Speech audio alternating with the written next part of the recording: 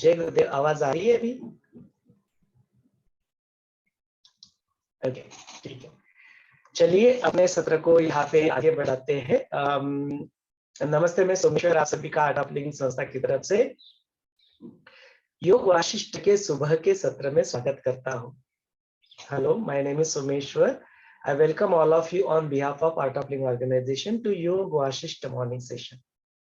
अपने सारे जूम के पार्टिसिपेंट, अपने सारे यूट्यूब के व्यूवर्स और अपने सारे फेसबुक के व्यूवर्स, इन सभी का भी आज के इस सत्र में स्वागत है। रोज की तरह आज के सत्र की भी शुरुआत हम लोग 3 बार ओमकार का उच्चारण करके करेंगे। We will begin our session by chanting Om 3 times. Syllabus wise यदि देखते हैं तो हमने अभी आज से हम लोग एक नई कहानी की शुरुआत यहाँ पे करने जा रहे हैं। तपस्वी उद्दालक जो है उनकी कथा चैप्टर नंबर सब चैप्टर नंबर 56 में ही आता है। हमारा भी उपशम प्रकरण चैप्टर नंबर 5, उसके जो सब चैप्टर्स है उस पे हम लोग चल रहे हैं। तो 56 नंबर का चैप्टर जो उद्दालक की कथा। तो ये उद्दालक जो होते हैं, तपस्वी होते हैं, उनको भी अलग अलग जो अपने जीवन में उन्होंने कई सारे संत देखे होते हैं और उनके व्यवहार देखे होते हैं।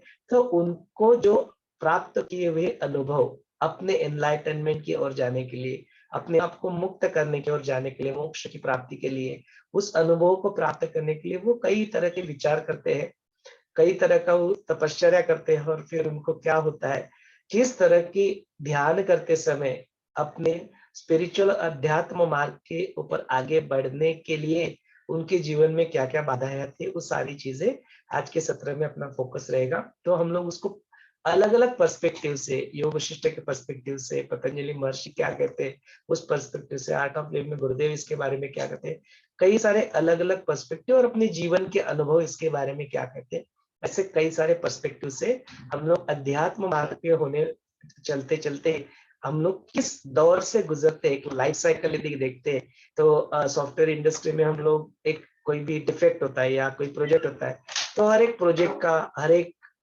डिफेक्ट का एक लाइफ साइकिल होता है। तो ये अध्यात्मी, एक स्पिरिचुअल इंसान का जर्नी कैसे होता है, एक लाइफ साइकिल कैसे होता है और किन किन स्टेजेस से उनको गुजरना पड़ता है, ऐसे कई सारे स्टेजेस के ऊपर भी हम लोग आज चर्चा कर सकते हैं। चलिए फिलहाल के लिए let's all close our eyes, अपनी आंखें बंद कर ले और आराम से बैठ जाए। रीढ़ की हड्डी सीधी कर ले, एक सोल्जर के भांति तैयार हो जाए।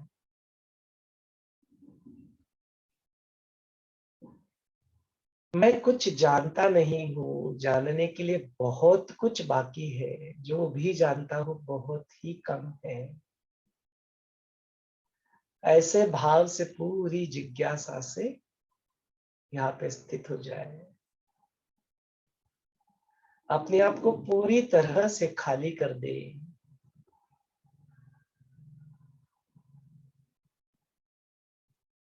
अपना ध्यान अपने सांस के ऊपर ले आए।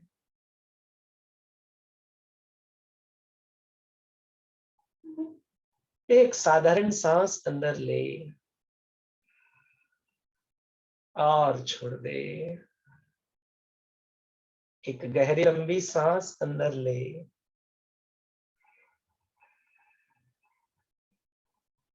पूरी तरह से छोड़ दे, खाली हो जाए। ओमकार का उच्चारण करने के लिए गहरी लंबी सांस अंदर ले।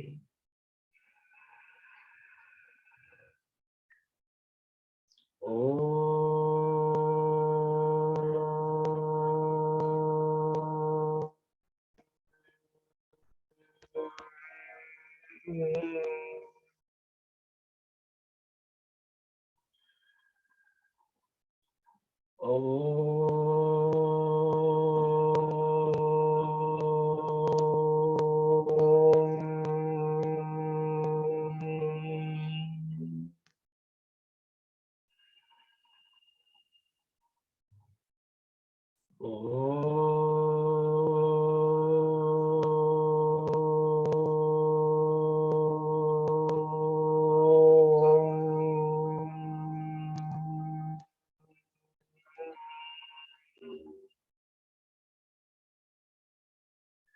Slowly and gradually,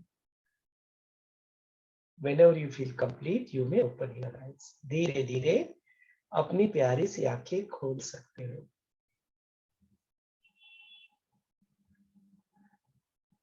चलिए इस सत्र को आगे बढ़ाते हैं, इस सत्र को आपके हवाले कर देते हैं। आज का और यह सत्र जब लास्ट टाइम सीजन 2 में भी हुआ था, उस वक्त का एक सुंदर अनुभव है। फिर वो सत्र जैसे आगे बढ़ेगा, उस अनुभव को भी हम लोग यहाँ पे सुनेंगे। कितना सुंदर अनुभव, you will really love hearing that. तो देखते हैं कि वो जब सही समय आएगा तो मुख से निकलेगा, तो उसको भी हम लोग सुन लेंगे। फिलहाल प्रश्नोत्तर के इस सिलसिले को आगे बढ़ाने के लिए इस सत्र को आपके हवाले कर देते हैं।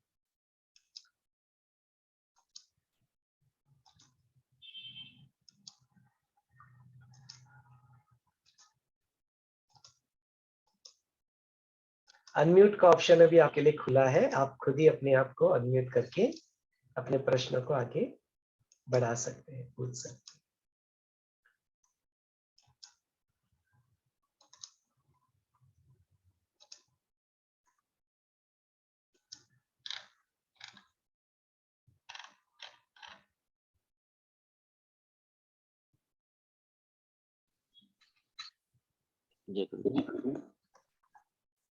उद्दालक के मन में विवेक का उदय हो गया और वो तपश्चर्या यानी कि उसका जीवन चरित्र बहुत एक आध्यात्मिक स्तर पर चल रहा था।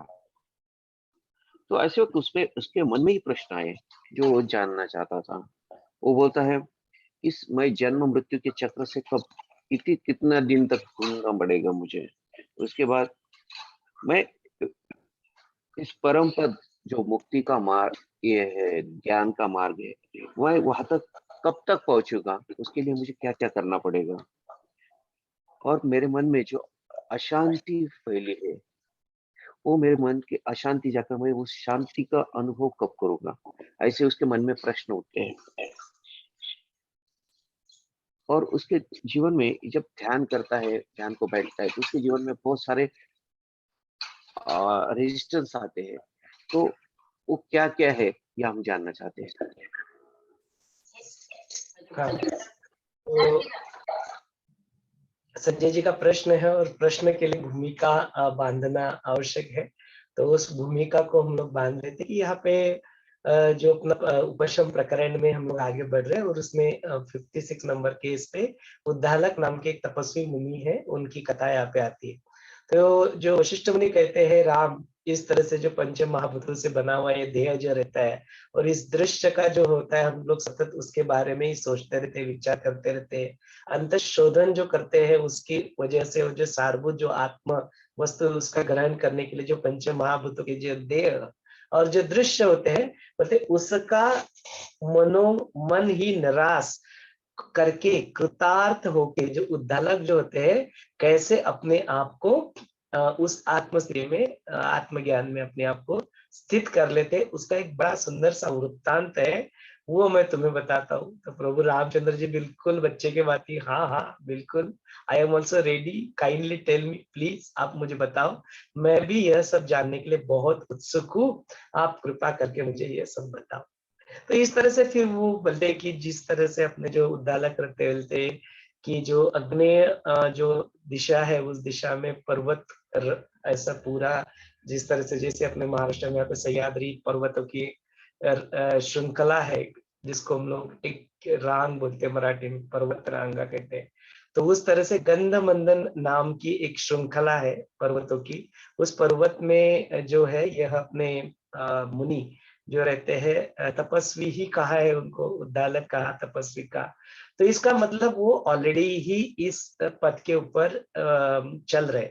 उनके जीवन में जो एक ऐसी उत्सुकता जो होती है, जो अपना एक उद्वेग होता है या जिज्ञासा होती है, ये जिज्ञासा उनके जीवन में जाग चुकी है।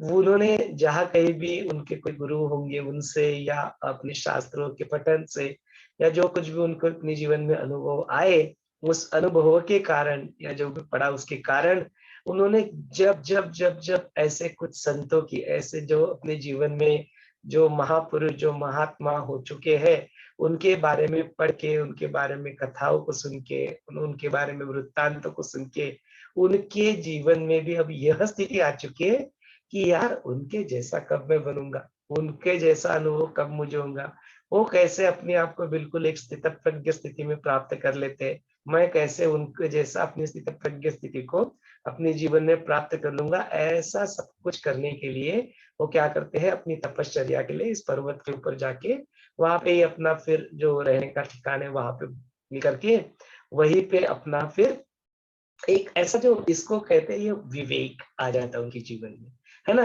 कि यह मेरी जिंदगी जो चल रही है, ये रूटीन जो चल रहा है, क्या मेरे जीवन में यही मेरा उद्देश्य था? क्या मैं ऐसे ही मुझे जीना था, या मेरी जीवन का और भी कोई उद्देश्य है, या मुझे जो कुछ भी मेरी शारीरिक क्षमताएं मुझे दिखाई देती है, क्या मेरे अंदर और भी कुछ और ऐसी एडिशनल क्षमता उत्पन्न होने का कोई स्कोप है, या है तो कैसे है?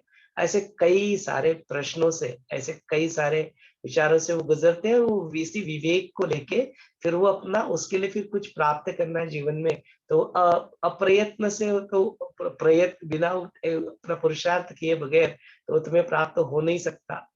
तो वो प्राप्त करने के लिए, अपने पुरुषार्थ को निभाने के लिए, अपने जीवन का उद्देश्य को सफल करने के लिए, then he goes and start his तपश्चर्या, ऑस्टेरिटी जिसको कहते हैं। अपने जीवन की तपश्चर्या करने के लिए वो अपने आपको वहां पे लेके जो अपना रूटीन जो है, जिस तरह से कंदमूल खा के जीना, फलों के ऊपर अपना ये करना, अपना फास्टिंग करना, अपनी रोज की जो तपश्चर्या है, साधना, सेवा, सत्संग जो भी है, उनको अपने जीवन में जो प्राप्त हुआ है, जो कुछ भी उन्होंने सीखा, योगाभ्यास वगैरह, ऐसी सारी चीजों को करते रहना, ये क्या करते थे वो, अपने जीवन का एक रूटीन बना लेते।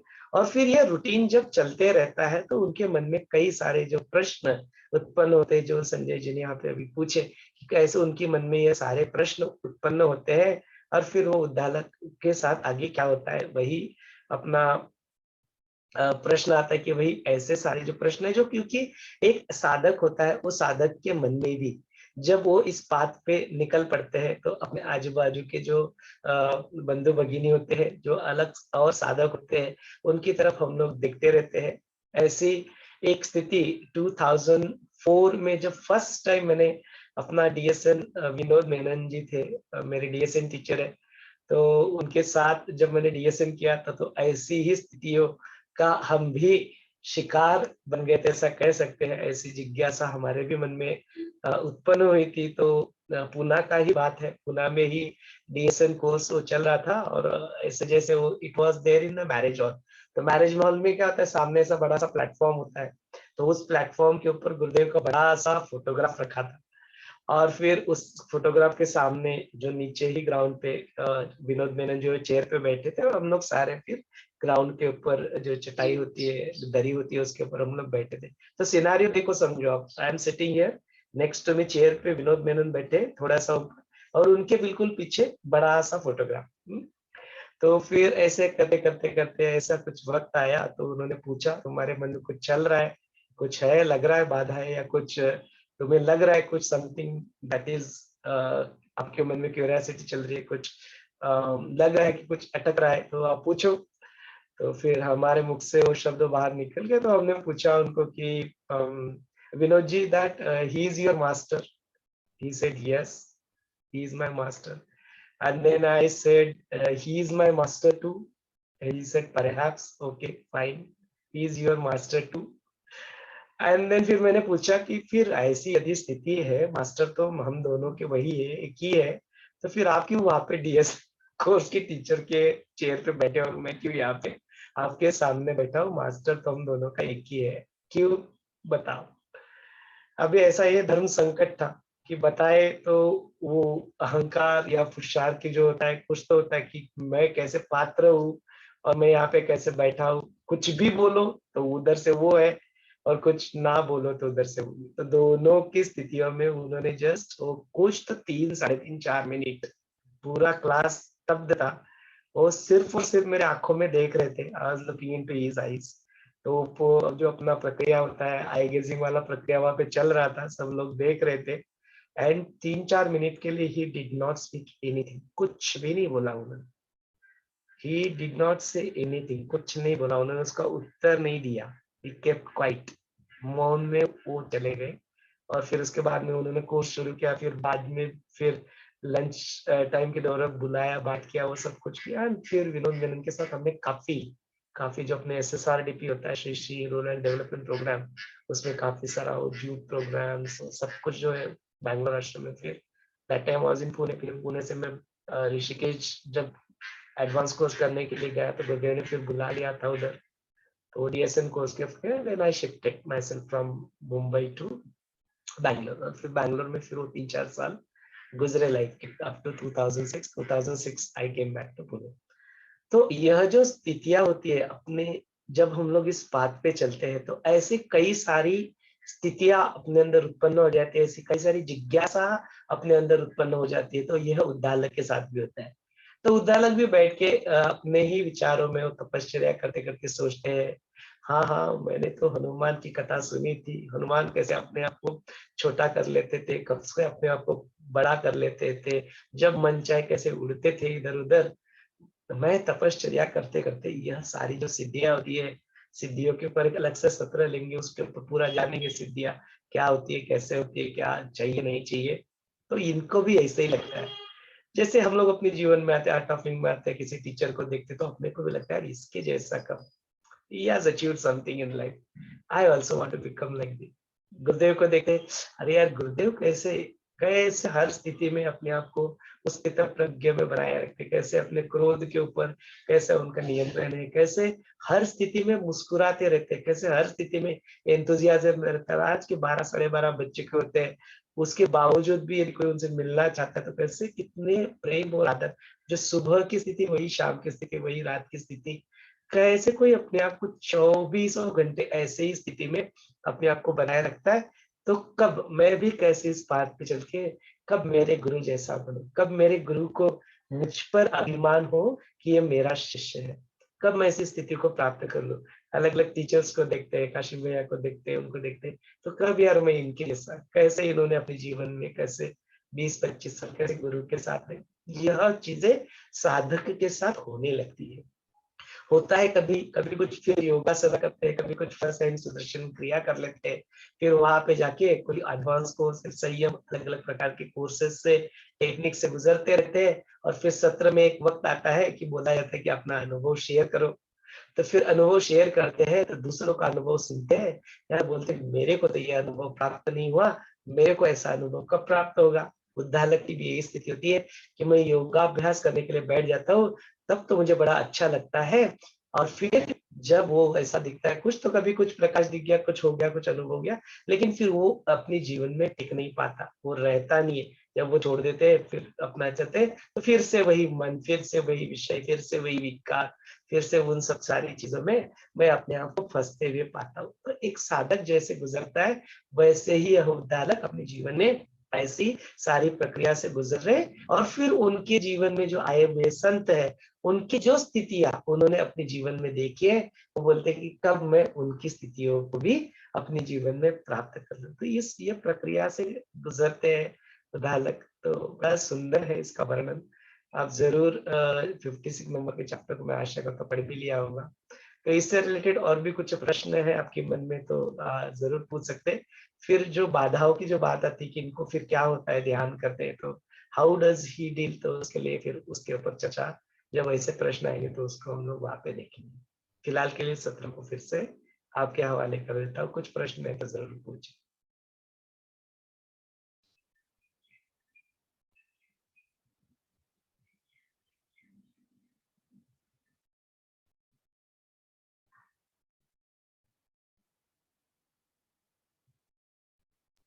कंटिन्यू करूं? हाँ हाँ जी। उद्दालक ने अपने मन को ही उपदेश किया, वो उपदेश क्या है? हाँ, तो अपने जो मन को जो उद्दालक जो उपदेश करते हैं, तो उपदेश करने की जो है बात में थोड़ा सा नेक्स्ट पेज पे आता है वो। तो हम लोग उस चीज को जो अपने मन को जो उपदेश करते हैं, और या जो अपने जो जीवन में जो बाधाएं आती है, उन बाधाओं के सॉल्यूशन के रूप में जो अपना मन को उपदेश भी किया जाता है, वो तो वो पर्सपेक्टिव अलग अलग कि अपने जीवन में, साधक के जीवन में जब बाधाएं आ जाती है तो बाधाएं कौन सी होती है, तो उसके ऊपर अलग अलग पर्सपेक्टिव है। पतंजलि महर्षि का एक पर्सपेक्टिव है, अपना योग वशिष्ठ का एक पर्सपेक्टिव है, गुरुदेव इसके बारे में क्या बात करते हैं। ऐसे कई सारे जो बाधाओं है उसके ऊपर हम आज फोकस करेंगे।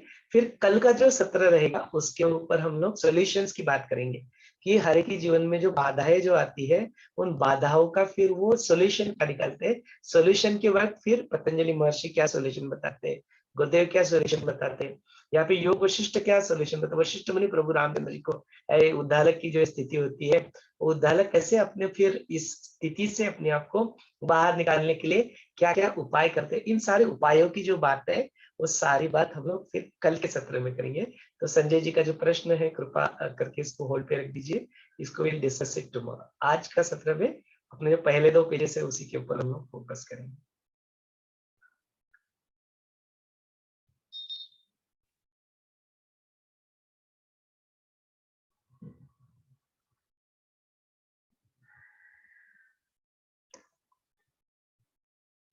यहाँ पे उद्दालक आत्म विश्रांति की बात करते हैं। उसका लाभ क्या है, इसके लिए उसकी आतुरता है, वो आतुरता कैसे प्रकट होती है?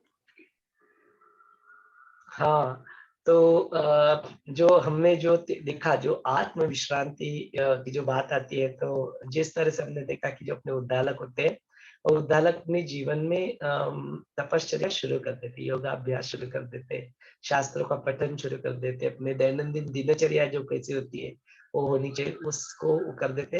तो बीच बीच में उनको कुछ तो एक पॉकेट्स में विश्रांति जो है उसके प्राप्त हो जाती है। तो मतलब वो जो विश्रांति रहती है उस विश्रांति को, उसके प्रति उत्सुकता उनके जीवन में बढ़ जाती है और फिर उसी की वजह से जो है उनके जीवन में वो आते हैं कि कैसे जो अलग अलग जो ऋषि है, अलग अलग महात्मा, अलग अलग संत है, उन्होंने अपने जीवन में यह आत्म विश्रांति जो है, यह जो सेल्फ रियलाइजेशन है, आत्म विश्रांति, आत्मज्ञान, इसको अपने जीवन में उन्होंने कैसे प्राप्त कर लिया होगा, उन्होंने क्या किया होगा, वो मुझे भी करना चाहिए, इस तरह के विचार उनके मन में आते हैं। वही अलग अलग लोगों को देखते हैं और अलग अलग लोगों की जो अपेक्षाएं जो होती है, उनके उनकी जीवन की जो गाथा होती है, उसमें से उनके जो गुण होते हैं, उन गुणों को भी अपने जीवन में उतारने के लिए उनके मन में यह आत्म विश्रांति का जो है विचार आता है। तो उसी से सारी चीजें, तो कई सारे जो सत्व गुण है, कंपैशन, मैत्री, करुणा, ये कई सारे जो अपने सत्व गुणों को हम लोग देखते हैं, कई सारे शट संपत्तियों को हम लोग देखते हैं, किस तरह से किसी के भी जीवन में और शम, दम, तितिक्षा, श्रद्धा, समाधान, ये सारी चीजें कैसे अपने जीवन में आ जाए, इसके लिए जो है ताकि वो फिर वो आत्म विश्रांति का जो अनुभव उसको प्राप्त करते हैं, जो आनंद का अनुभव थोड़ा थोड़ा क्यों ना हो पॉकेट में अपने जीवन में प्राप्त करते हैं, तो उसको आगे बढ़ाने के लिए, बरकरार रखने के लिए क्या करें। तो फिर वो आगे जाके वो ध्यान वगैरह की भी प्रैक्टिसेस शुरू कर देते हैं, बिकॉज उन्होंने पढ़ा होता है, कहीं पे कुछ सुना होता है कि यदि आप मेडिटेशन करते हो, आप ध्यान करते हो, तो फिर वो आत्म विश्रांति आपको प्राप्त हो जाती है। बाकी के सारे चीजों से मिलने वाला जो सुख है वो टेम्पररी होता है, वो परमानेंटली दिखता नहीं है। तो उस आत्म विश्रांति को प्राप्त करने के लिए ध्यान किया जाए, तो ध्यान की प्रैक्टिस करते, फिर ध्यान करते करते समय उनके साथ क्या होता है, वो दैनंदिन रूटीन करते समय उनके साथ क्या होता है, कौन से बाधाओं को वो फेस करते हैं, तो वो प्रश्न आएंगे तो फिर उसके ऊपर भी चर्चा करेंगे।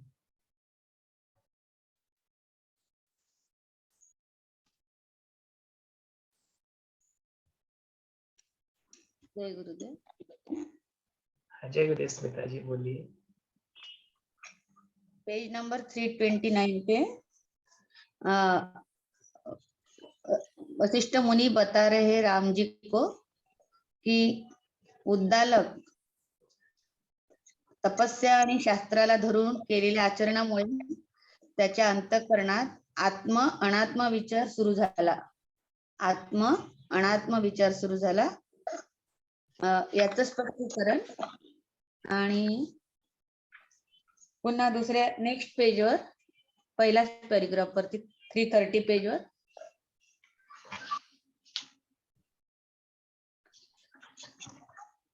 स्पंद हालचाल ही प्राणाची शक्ती आहे, ज्ञान ही चैतन्याची शक्ती आहे, जरा मरण हे शरीराचे धर्म आहेत, यात अहंकार कोणाचा धर्म आहे असे आढळत नाही। शरीरामध्ये तरी याचे कार्य काही आहे का, तर या अहंकाराचं पूर्ण या पेजवर दिलेलं आहे, तर याचं थोडं स्पष्टीकरण सांगाल? मी काही काहीला अंडरलाईन केलेलं आहे, की हा अहंकार वेगळे काढणारा अहंकार हा जर मिथ्या आहे, मग एक व्यापक आत्मस्वरूपी अहम आणि दुसरा मर्यादित अहम हे दोन्ही जर परस्पर विरुद्ध स्वभावाचे आहेत तर ते एका शरीरात कसे राहतील? तर याचं थोडं स्पष्टीकरण. हाँ, तो जो स्मिता जी का प्रश्न है वो प्रश्न ये कि 327 के आगे जो है, जो अपने मन को जो गाइडेंस करते हैं, फिर अलग-अलग प्रकार के आत्म-अनात्म के विचार उनके अंदर आते हैं। यह सारी प्रक्रिया जो है उद्दालक के जीवन में एक उपायों के रूप में आती है। तो योग वशिष्ठ इनके ऊपर जो अपने जीवन में बाधाएँ आती है, उन बाधाओं के आगे यदि चढ़े, तो फिर क्या कैसे उपायों से उसको साध्य करते हैं, तो that is something we will discuss tomorrow. तो हम लोग स्मिता जी इसके ऊपर डिटेल में जो उपायों के ऊपर सॉल्यूशन के ऊपर जो है अलग-अलग मतलब नॉट ओनली योग वशिष्ठ का पर्सपेक्टिव, सारे उपाय गुरुदेव इसके बारे में क्या उपाय बताते हैं, महर्षि पतंजलि इसके बारे में क्या उपाय बताते हैं, और योग वशिष्ठ में वशिष्ठ मुनि इसके बारे में क्या उपाय बताते हैं, या उद्दालक ने कौन से उपायों को अपने जीवन में लाया, वो सारे उपायों के बारे में कल बात करेंगे। आज हम लोग फोकस करते हैं बाधाओं के बारे में। तो बाधाओं के बारे में है तो फिर उसके ऊपर हम लोग चर्चा को आगे बढ़ाते हैं। Okay okay, thank you. जय गुरुदेव. जय गणेश श्री जी बोलिए। मुझे ये पूछना था कि जैसे हमने अभी 9 बाधाएं सुनी, तो वो एक बार आप बताइए. और जैसे हम मराठी में बोलते हैं ना कि व्यक्ति तितक्या प्रकृति, तो वैसे वो 9 बाधाएं हर एक के जीवन में ऐसे कंपल्सरी ना, किसी के ज्यादा भी हो सकती है या किसी में लाइफ में कम भी हो सकती है ना. और ये भी पूछना था सेकेंड कि जैसे अभी आलस्य एखादी बाधा ये स्टेज में अभी के टाइम पीरियड में है, उस पर फोकस किया तो वो निकल गई, पर ऐसे नहीं ना कि फिर दूसरी बाधाएं आएगी नहीं पूरे आगे के लाइफ में, या पूरे फ्री हो गए, ऐसे नहीं होता ना. तो इसके बारे में आप बताइए. जय गुरुदेव. हाँ जय गणेश। तो जय श्री जी इस बात को रेफर करते कि अभी हमने सुना, यदि आप इस वीडियो को फर्स्ट टाइम देख रहे तो आप बोलेंगे अरे कहाँ सुना भाई, अभी तक तो बात ही नहीं हुई। तो बेसिकली शी इज रेफरिंग कि हम लोग इस क्वेश्चन आंसर जो प्रश्न उत्तर का सत्र होता है, उससे से पहले वाला जो सत्र होता है वहां पे हम लोग इसके बारे में जो भी अपना चैप्टर होता है उसके बारे में हम लोग श्रवण करते हैं। तो there are few more videos. तो आप 74 नंबर का जो वीडियो है अपने यूट्यूब पे अगर जाएंगे तो डे 74 का जो हिंदी वाला वर्जन है, उस हिंदी वाले वर्जन को हमने आज मॉर्निंग में सुना और फिर उसी के ऊपर चर्चा। तो उसी चैप्टर को आपको पढ़ के आना है, उसी चैप्टर को हम लोग उसके ऊपर श्रवण करते हैं और उसी चैप्टर के ऊपर जो प्रश्नोत्तर का जो सिलसिला है उसको हम लोग आगे बढ़ाते हैं। तो वहां पे शायद जयश्री जी ने और 9 बाधाओं के बारे में वहां पे सुना, 9 बाधाएं कहाँ से, किसने कहा, क्या कहा, उसको भी हम लोग देख लेते हैं। तो एक साधक के जीवन में, जो उद्धारक के जीवन में कई सारी बाधाओं का जब वो अपने जीवन में फेस करते हैं, जब वो ध्यान करने बैठ जाते हैं तो कई सारे प्रकार के विचार उनके मन में आते हैं। अलग अलग प्रकार के उनके मन में विचार आएंगे, अलग अलग प्रकार का उनका जो मन है वो, जो कभी कभी उनका शरीर उनको साथ नहीं देगा, कभी कभी वो अपने आप को स्थिर बैठ नहीं पाएंगे, कभी कभी अपने पैरों में दर्द होगा, कभी घुटनों में दर्द होगा, कभी कभी अलग अलग प्रकार के जो शरीर है उस शरीर की बाधाओं का भी वो हिस्सा बन जाते थे। तो काफी देर तक जो फिर वो बैठ के जो आनंद परमानंद की स्थिति उनको प्राप्त कभी कभी होती थी, पॉकेट पॉकेट में उसको बनाए नहीं रखते थे, बिकॉज शरीर उतना साथ नहीं दे रहा है। तो शरीर उतने देर तक शांत हो ही नहीं पा रहा है, बैठ ही नहीं पा रहा है। तो अपने जीवन में जिस प्रकार से कुछ भी खाते थे पीते थे उससे उत्पन्न होने वाली जो क्रिया शक्ति है, अभी उस क्रिया शक्ति को भी तो तुम्हें यूटिलाइज करना है, तो उसको यूटिलाइज नहीं किया तो फिर भी वो भी विचारों के रूप में परिवर्तित होके उनके जीवन में उसकी ध्यान करने में बाधाओं के रूप में वो आ जाते थे।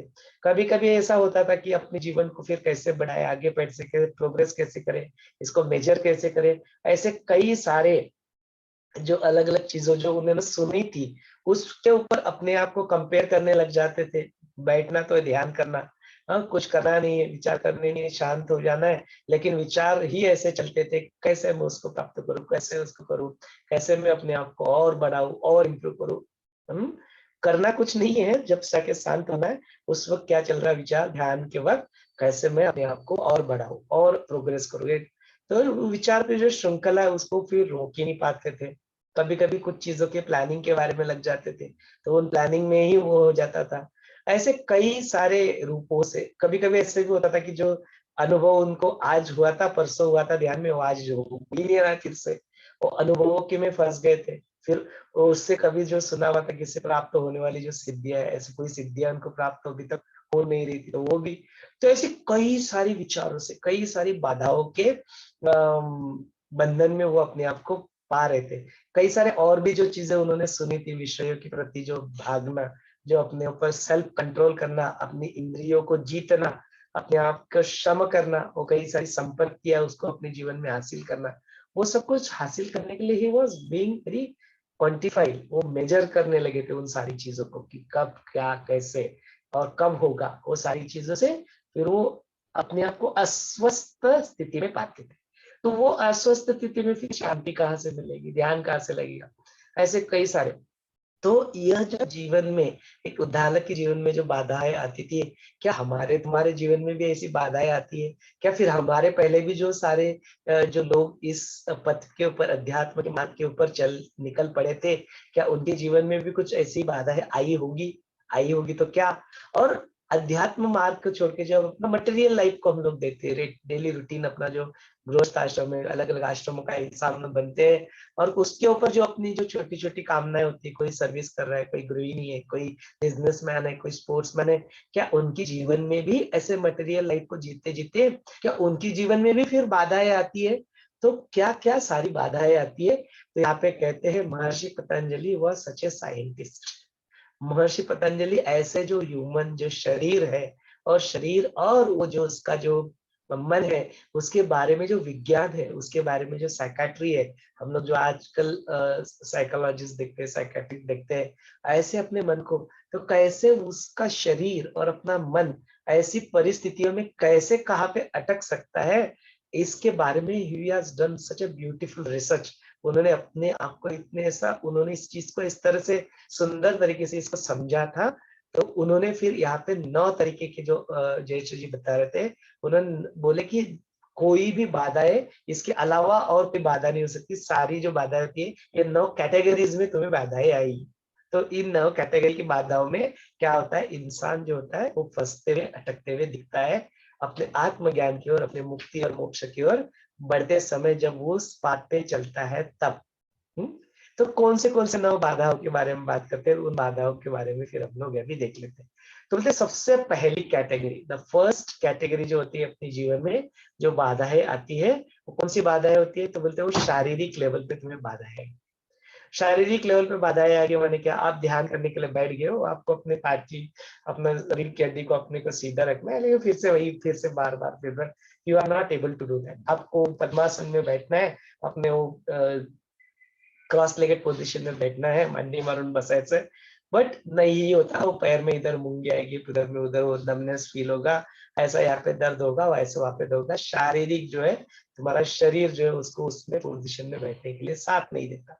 ये तो हम लोग बोलते कि ध्यान करते समय या कुछ योगासना करते समय उस वक्त होने वाले पेन और शारीरिक लिमिटेशंस की हम लोग बात करते हैं, लेकिन इसके भी और भी जो नेक्स्ट लेवल पे है, तो किसी को तो व्याधि ही उत्पन्न हो जाए, किसी का शरीर ही ना साथ दे, किसी के शरीर में दे आर स्पेशली अनेबल, ऐसे कई सारे प्रकार के, किसी का एक्सीडेंट ही हो गया हो, कुछ है, कई सारी प्रकार के जो हम लोग जिसको रोग उत्पन्न होता है अपने शरीर में, जो हम लोग डिसीज जिसको कहते हैं, उस डिसीज के उत्पन्न होने की, रोगों के अपने शरीर में उत्पन्न होने की वजह से फिर क्या कहते हैं, ना हम लोग अपने स्पिरिचुअल मार्ग में आगे बढ़ पाते हैं, ना फिर अपने मटेरियल लाइफ में अपने आप को आगे बढ़ते हुए देखते हैं। तो फिर बोलते हैं यस, फर्स्ट कैटेगरी ऑफ जो बाधा है किसी के भी जीवन में आती है, तो ये होती है, इसको बोलते हैं व्याधि। तो व्याधि आती है, व्याधि माने क्या? फिजिकल इलनेस, अपने शरीर की जो किसी भी प्रकार से आपको जो उत्पन्न हुई व्याधि, जो अपने आप को any one of the part, अपने गोल्स तक जो पहुंचने नहीं देती, जो अपने आप को अटकाती है, जो अपने आप को ये करते हैं, वो पहला जो है कैटेगरी वो बताते हैं कि भाई ये व्याधि होती है अपने जीवन में। तो सबसे पहले लोकमान्य तिलक थे, लोकमान्य तिलक जी ने 1 साल के लिए अपनी पढ़ाई से ब्रेक ले लिया था। And you know what he did, पूरे 1 साल पूरा अपना शरीर यष्टि जो है पूरी तरह से व्यायाम करके अपने शरीर को दष्ट पुष्ट उन्होंने 1 साल तक बनाया। फिर उसके बाद में उन्होंने पढ़ाई कंटिन्यू किया। हम लोग ये नहीं बोल रहे कि अपने शरीर को दष्ट पुष्ट करने के लिए आप अपनी पाठशाला से ब्रेक कर ले, वो बात नहीं बताई जा रही है। आइडिया इज दैट कि यू फोकस, बिकॉज यह नहीं होगा बोलते हैं, there is very beautiful saying call, पापा अक्सर कहते रहते हैं, इसको रिमाइंड कराते हैं, तो बोलते हैं शरीर माध्यम खलु धर्म साधन, अक्सर बोलते हैं, मैंने पापा को सुना है, बोलते हैं शरीर माध्यम खलु धर्म साधन, शरीर तुम्हारा क्या माध्यम है, बोलते हैं शरीर माध्यम खलु धर्म साधन मीन्स खलु धर्म, सब कुछ तुम्हें, शरीर को यदि तुम अपने आप को व्याधि मुक्त रखते हो, उसको रोग मुक्त रखते हो, तो शरीर के माध्यम से तुम्हें वो सब कुछ जो तुम्हें चाहिए वो तुम प्राप्त कर सकते हो, everything you can achieve through God. इसीलिए बोलते हैं ये सारे जो प्रारब्ध कर्मों को भोगने के लिए भी तुमसे नया शरीर धारण करना पड़ता है, आके उन भोगों को यहाँ पे भोगने पड़ता है। किसी ईश्वर को भी कुछ करना है तो they have to come here as a incarnation, उन्हें अवतार लेना पड़ता है, मानवीय रूप में यहाँ पे अवतार लेके जो चीजें करनी है उसको निभाते निभाते सारे कर्तव्य को, जो दिनचर्या होती है उस दिनचर्या को निभाते निभाते उनको सब कुछ करना पड़ता है। तो यह शरीर है, ये शरीर धर्म जो है, इस शरीर धर्म का भी पालन अपने को अवश्य करना पड़ता है। उपायों के बारे में कल बात करेंगे। तो पहला जो है अपना शरीर में व्याधि उत्पन्न हो जाए, देन उसके बाद में क्या होता है, तो बोलते हैं दूसरा जो कैटेगरी बताया है वो बोलते हैं उसको स्त्यान कहा गया है। स्त्यान माने क्या, जो अपने मानसिक आधि जिसको कहते हैं, no physical illness and the mental illness जो है, तो आधि उसको कहा है कि मानसिक रूप से जो मानसिक रोग के हम लोग शिकार हो जाते हैं, उन शिकारों के बारे में, फिर वो किसी भी प्रकार का हो सकता है, अलग अलग प्रकार के, जैसे आजकल देखो बुलिमिया हो गया है कि तुम्हारा शरीर जो है फिर वो खाता है, वोमिटिंग करता है, खाता है, फिर भी मन को और चाहिए और चाहिए और चाहिए, कि इंसोमिनिया हो जाता है, नींद ही नहीं आती है, सो ही नहीं पाता इंसान। हाँ, कई सारे जो है ऐसे रोगों के प्रकार है जो साइकोसोमैटिक इनको कहा जाता है। मतलब कोई भी प्रकार के रोग जो फिजिकल स्वरूप में आते हैं, उससे से पहले कई देर तक वो तुम्हारे मन को वो अफेक्ट करते रहते हैं। सदा सर्वदा बहुत देर के लिए दुखी रहना, बहुत देर के लिए डिप्रेशन की स्थिति में रहना, बहुत देर के लिए तान तनाव की स्थिति में रहना, बहुत देर के लिए अपने आप को बहुत ज्यादा एग्जर्ट कर देना, नींद ठीक से नहीं होना, ठीक से खाना पीना नहीं, ऐसे कई सारी जो स्थितियां होती है, आजू बाजू के लोग जो है वो जिस तरह की बातें कर रहे हैं उनके इन्फ्लुएंस में आ जाना। अक्सर अपने जो बच्चे रहते हैं वो जाते हैं अपने स्कूल में जाते हैं, और जिस तरह का पीयर प्रेशर उनको मिलता है, मतलब उनके ऊपर फिर वो क्या था, मन के ऊपर उनके बनाता है। बच्चों का मन भी देखो बड़ा बोले कोमल होता है, उनके मन को डील करने के लिए बड़े समझता के साथ, सजगता के साथ उनको डील करना पड़ता है, बिकॉज बिल्कुल संस्कार उनके ऊपर तुरंत हो जाते हैं, किसी भी प्रकार को किसी चीज को तुरंत पकड़ लेते हैं।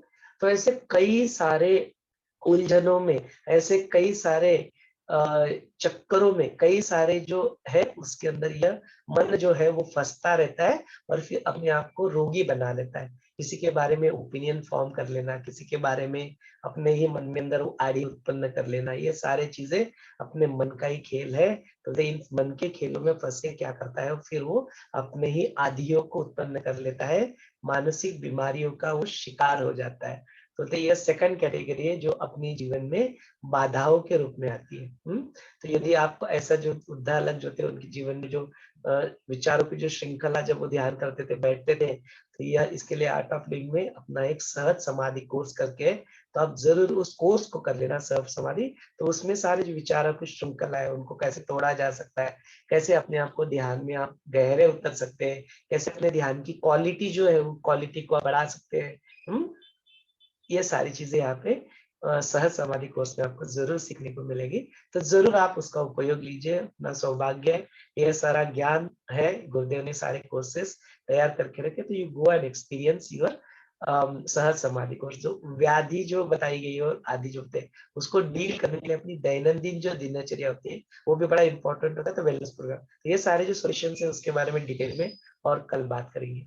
अभी जो थे कि सामने जो जाके देखते हैं तो अपना जो और भी जो ये है इसमें और क्या क्या इसमें ऑब्स्टेकल्स यहाँ पे आते हैं, तो बोलते हैं उसके बाद में क्या होता है कि जो अपने सारे जो जीवन में आते हैं, तो किसी भी जीवन में जो कुछ भी आता है, किसी के जीवन में गुरु आते हैं, किसी के जीवन में कुछ टेक्निक आ जाते हैं, किसी ने कुछ शास्त्रों से पढ़ के कुछ तो उनको कुछ हो जाता है, उपाय सूझ जाता है, और फिर क्या होता है वो अपने जीवन में पालन करने लगते हैं। फिर जो अपेक्षित फल उससे मिलता है, कभी मिलता है कभी नहीं मिलता, तो उसकी वजह से होता क्या है, उनके जीवन में क्या आता है, उसके प्रति जिन्होंने ज्ञान दिया उनके प्रति, गुरु के प्रति माने या टीचर के प्रति अपने आप के प्रति क्या मैं कर पाऊंगा या नहीं कर पाऊंगी अपने आप के प्रति, या वो जो टेक्निक है जो आप प्रक्रिया कर रहे हो, जो त्रिश्रेष्ठ प्राणायाम है, भस्त्रिका प्राणायाम है, कोई भी टेक्निक जो है सुदर्शन क्रिया, टेक्निक के प्रति, अपने आप के प्रति, टेक्निक के प्रति, या जिन्होंने वो सिखाया उसके प्रति क्या हो जाता है, मन में संशय आ जाता है, डाउट मन में आ जाता है। जैसे ही मन में शंका आ गई, बस वहीं पे बात खत्म हो जाती है। फिर शंकाओं से आप घिर जाते हो, डाउट से घिर जाते हो। कई सारे जो पति पत्नी होते हैं, कई सारे बॉयफ्रेंड गर्लफ्रेंड होते हैं, बोलते ये डाउट, ये जो एक दूसरे के ऊपर शंका लेना, शंका करना, डाउट लेना, उससे उनकी जिंदगियां बर्बाद हो जाती है। कई सारी शादियां इसकी वजह से टूट जाती है, कई सारे ब्रेकअप इसकी वजह से हो जाते हैं। क्यों? क्यों? तो वो विश्वास अपने पार्टनर के ऊपर नहीं है। क्यों? तो वो विश्वास अपने गुरु के ऊपर नहीं है। क्यों? तो विश्वास उस टेक्निक के ऊपर नहीं है। क्यों? बोलते क्या है, इसका जो राक्षस है, ये संशय रूपी राक्षस उनके जीवन में आ जाता है, और वही उनके जीवन में बहुत बड़ी बाधाएं उत्पन्न करता है। बाधाएं रिलेशनशिप में, बाधाएं स्पिरिचुअल पाथ में अग्रसर होने के लिए, बाधाएं अपने जीवन के जो उद्देश्य है उनको प्राप्त करने के लिए। डाउट, सदा सर्वदा किसी भी चीज में डाउट, शंका, बार बार बार बार इसके बारे में डाउट करना, शंका करना अपने जीवन में क्या हो जाता है, बाधा उत्पन्न कर देता है। तो ये बाधा है। फिर क्या होता है, और एक चीज अपने जीवन में हो जाता है, बोलते हैं वो क्या होता है, इंडोलेंस और केयरलेसनेस, जिसको यहाँ पे क्या कहते हैं, प्रमाद कहते हैं। प्रमाद की स्थिति मैंने कौन सी कही गई है, कि जो अपने जीवन में प्रमाद की जो स्थिति आती है, वो यहाँ पे कहते हैं कि चीजों को जान, बुरा है ऐसा जानकर भी क्या करना, उसको करते रहना। माने मुझे पता है कि यार ये मेरे लिए ठीक नहीं है, फिर भी वो करना।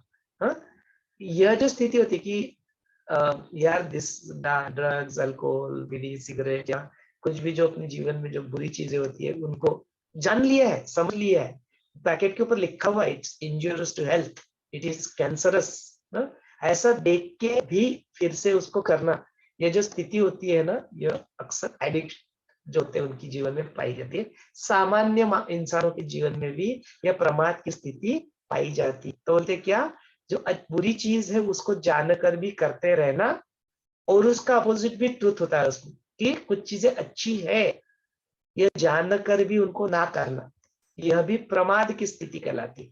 माने पता है कि अपने आप को साधना, सेवा, सत्संग करना है, पता है कि अपने को सुदर्शन क्रिया करनी है, पता है कि अपने को ज्ञान में रखना है, पता है कि अपने विषयों में नहीं फंसाना है, पता है कि अपने आप को इन इंद्रियों के जाल में नहीं फंसाना है, पता है कि अपने आप को इन सारी चीजों से निकाल के अपने श्रम में, अपने को पीस ऑफ माइंड में अपने लाना है।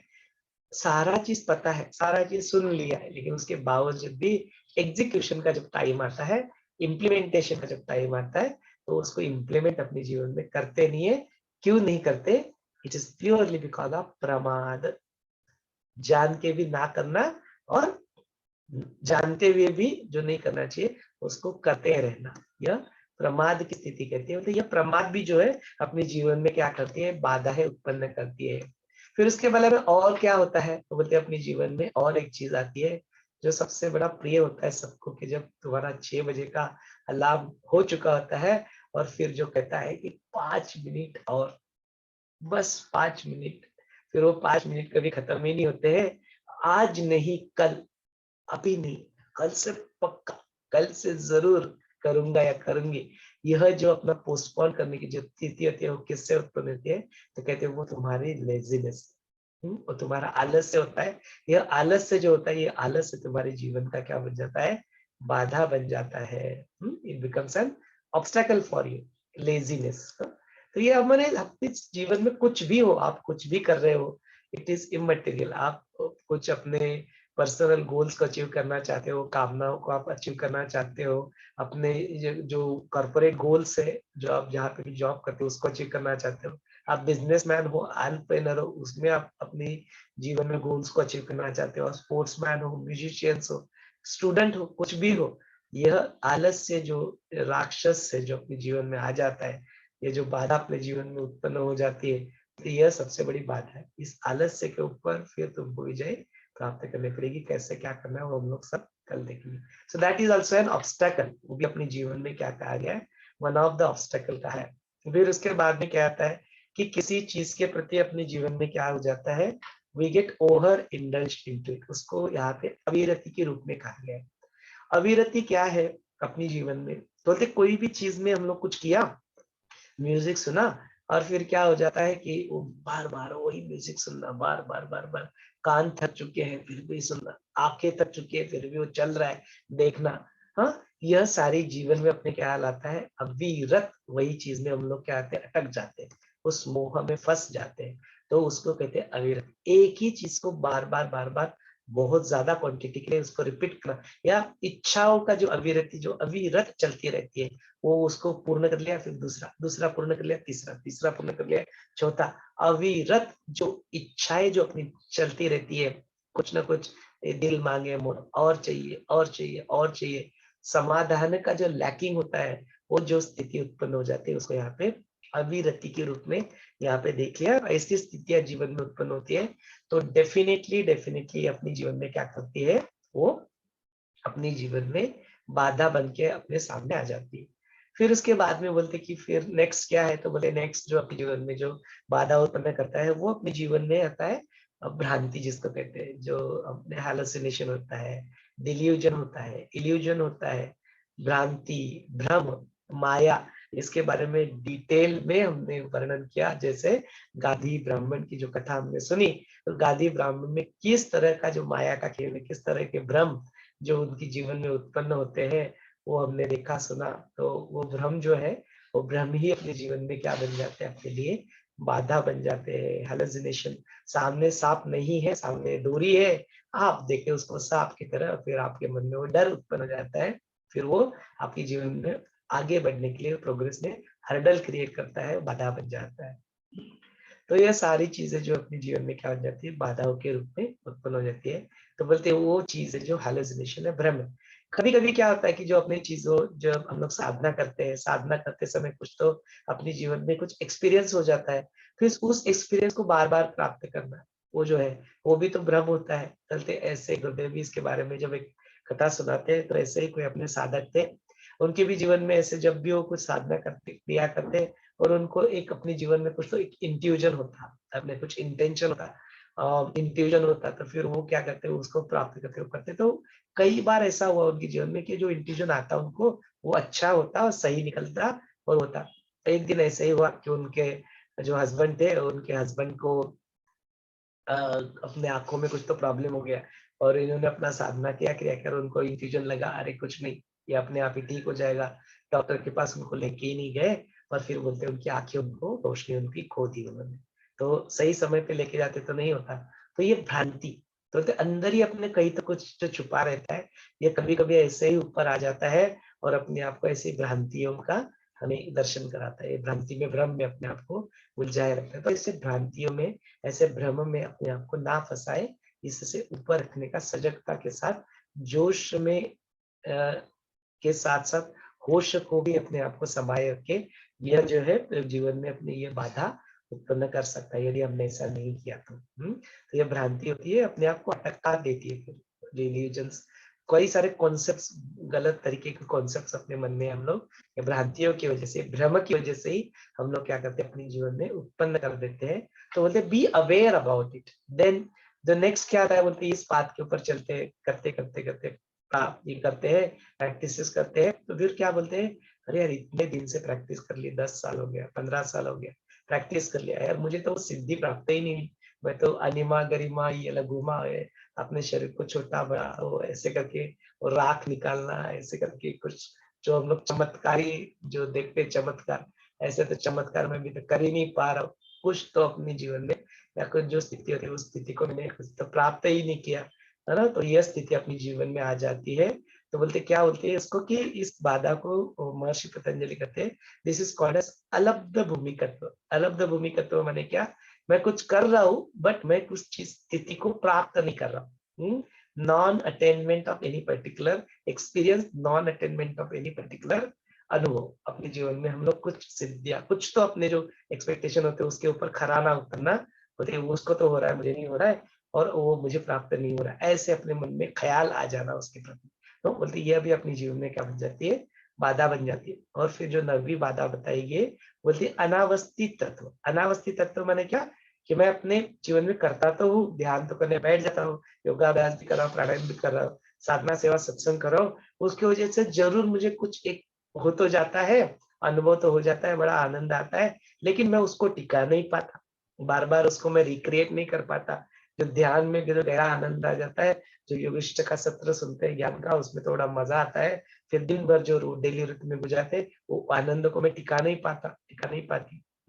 इसको कहते हैं अनावस्थित तत्व, की चीजों को बरकरार नहीं कर पाते, रोज उसको कंटिन्यूअस उसको कर नहीं पाते। इस जो अवस्था है, ऐसी अवस्था को यहाँ पे अनावस्थित तत्व के बारे में महर्षि पतंजलि कहते हैं।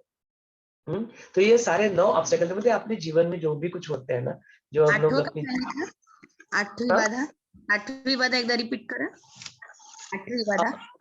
अलब्ध भूमिकत्व, अलब्ध भूमिकत्व, अलब्ध भूमिकत्व माने क्या? Non attaining any, non attainment of any state. Because हमने क्या किया है, पढ़ते पढ़ते करते करते, दूसरों के अनुभवों को सुनते सुनते, एनलाइटनमेंट के बारे में, ध्यान के बारे में, मेडिटेशन के बारे में अपने जीवन में क्या कर लिया है, एक कॉन्सेप्ट बना लिया है ना, एक क्राइटेरिया बना ली। और जब वो दिखता, मिलते हुए दिखता नहीं है, तो अपने को लगता है कि हम लोग उस स्थिति तक नहीं पहुंचे, अभी तक तो हम लोग मुक्त हुए नहीं। बिकॉज वही अपने को क्या करते हैं, उस क्राइटेरिया में तोलते हैं हम लोग। जो दूसरा बताता है उसके अनुभव को सुनते, मेरे को ऐसा अनुभव प्राप्त नहीं हुआ, इसको कहते हैं non attainment of any particular experience और एनी पर्टिकुलर स्टेज। ऐसे भी देख सकते हैं कि उस स्टेज को हमने प्राप्त नहीं किया, आगे नहीं बढ़ रहा है कुछ, उसी जगह पे थे, शुरुआत की थी उसी जगह पे, आज भी फिर से वही अपने आप। तो इतना मैंने साधना किया, सत्संग किया, तप किया, ये किया, वो किया, आज तो मुझे फिर से गुस्सा आ गया, है ना, आना नहीं चाहिए था गुस्सा, आ गया, तो फिर तो back to the square one, non attainment of any stage. यह जो है, ये बाधा है आपके जीवन में। तो वो बाधा के रूप में उसको तो देखेंगे उसको क्या कैसे करना है, but this is an obstacle, so it's an 8th obstacle, अलब्ध भूमिकत्व। और जो 9th है, दैट इज अनावस्थित तत्व, की not able to maintain it, उसको मेंटेन नहीं कर पा रहे अपने जीवन में, अनावस्थित तत्व। तो इतना सही, तो पतंजलि कहते हैं कि 9 बाधाओं के अलावा और कोई 10वीं बाधा की कैटेगरी नहीं है, सारी बाधाएं अपने जीवन में आते हैं, it is one of them, इनमें से कहीं ना कहीं वो फिट हो जाएंगे। तो बोलते हैं अपने जीवन की, अपने जीवन की अपनी खुद की बाधाएं आप जानो, पहचानो, और फिर उसके ऊपर कैसे जीत हासिल करनी है, उसके ऊपर फिर मार्ग ढूंढो। सो इट्स वेरी इंपॉर्टेंट ना, सॉफ्टवेयर इंडस्ट्री में कहते हैं कि अपनी बाधाओं को ढूंढना ना, वो यदि तुम्हें मिल जाए तो सॉल्यूशन तुम्हें मिल जाए, 50% of your problem is already solve, यदि तुम्हें प्रॉब्लम समझ में आ गया ठीक से। If you understood the problem, कि where is the root cause, where the problem is, then fixing that problem is piece की, इट्स जस्ट आप आराम से उसको कर सकते हो, नो बिग डील। तो अपनी जीवन की बाधाओं को समझना बहुत आवश्यक है। गुरुदेव इसके बारे में क्या कहते हैं वो भी सुन लेते हैं।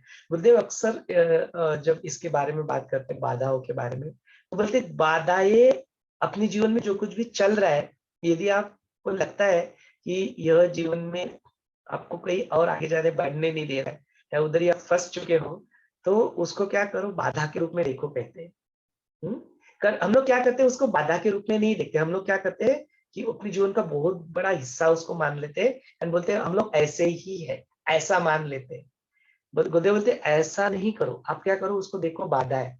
तो जब उसको बाधा के रूप में देखने लगोगे ना तुम, तो फिर वो तुम कुछ तो उपाय उसके लिए निकालोगे। उपाय कुछ भी हो सकता है, हर एक का उपाय भी अलग अलग हो सकता है। पतंजलि इसके बारे में क्या उपाय बताते हैं, गुरुदेव क्या उपाय बताते हैं, वशिष्ठ मुनि इसके बारे में क्या उपाय बताते हैं, उद्दालक क्या उपाय करते हैं, वो कल उपाय को देखेंगे। लेकिन मतलब उपाय अलग अलग हो सकते हैं, लेकिन हर किसी का अपना अपना उपाय अलग अलग हो सकता है, एंड दैट्स ओके, उसमें कोई बात। लेकिन पहले रिकॉग्नाइज करना कि अरे ये मेरी जीवन की बाधा है, तो ऐसे बाधाओं को अपने जीवन में क्या करो, आइडेंटिफाई करो। गुरुदेव बोलते दैट विल हेल्प यू। अपने जीवन में इसको, बाधाओं को आइडेंटिफाई करो, तो उसको आइडेंटिफाई करके फिर आपको समझ आए। जैसे कोई दौड़ता है और दौड़ लगाते समय जो बाधाओं का ही खेल होता है ना, वो ऊपर होता है और उनको दौड़ के ऊपर से कूद के जाना होता है, तो उनको तो पता होता है कि देर आर बाधाएं है जीवन में, तो फिर वो क्या करते हैं, वो बाधाओं से कूदने का जो है, उसको पार करने का तरीका ढूंढते हैं, अपनी क्षमता को बढ़ाते हैं, तो उन बाधाओं को पार, तो जान लो पहले बाधा है, ये जीवन की बाधा को रिकॉग्नाइज करना इज ऑल्सो वेरी इंपॉर्टेंट अपने जीवन में। तो ये बाधाओं के बारे में था। तो मल्टीपल एस्पेक्ट हमने देखे कि किस तरह से उद्दालक अपने जीवन में क्या बाधाओं को फेस करते हैं, जो पतंजलि क्या बाधाओं के बारे में बताया, गुरुदेव के बारे में बताया, अभी इस सत्र को हम आपके हवाले कर देते, आप बताएं अपने जीवन में कि आपने कौन से बाधाओं को अपने जीवन में अनुभव किया, फिर कैसे सॉल्व किया, उसके बारे में हम लोग कल जानना चाहेंगे। लेकिन these are all the obstacles कि हाँ मैंने भी अपने जीवन में, जब मैंने अपनी जर्नी शुरू किया, जब हुआ, तो ऐसी ऐसी बाधाओं का मैंने अपने जीवन में सामना किया। तो that will be an sharing from all of you कि अपने जीवन में क्या क्या बाधाओं का आपने सामना किया, तो उसके बारे में जरूर आप अपने आप को व्यक्त करना चाहें तो आप जरूर अपनी बाधाओं को यहाँ पे व्यक्त कर सकते हैं।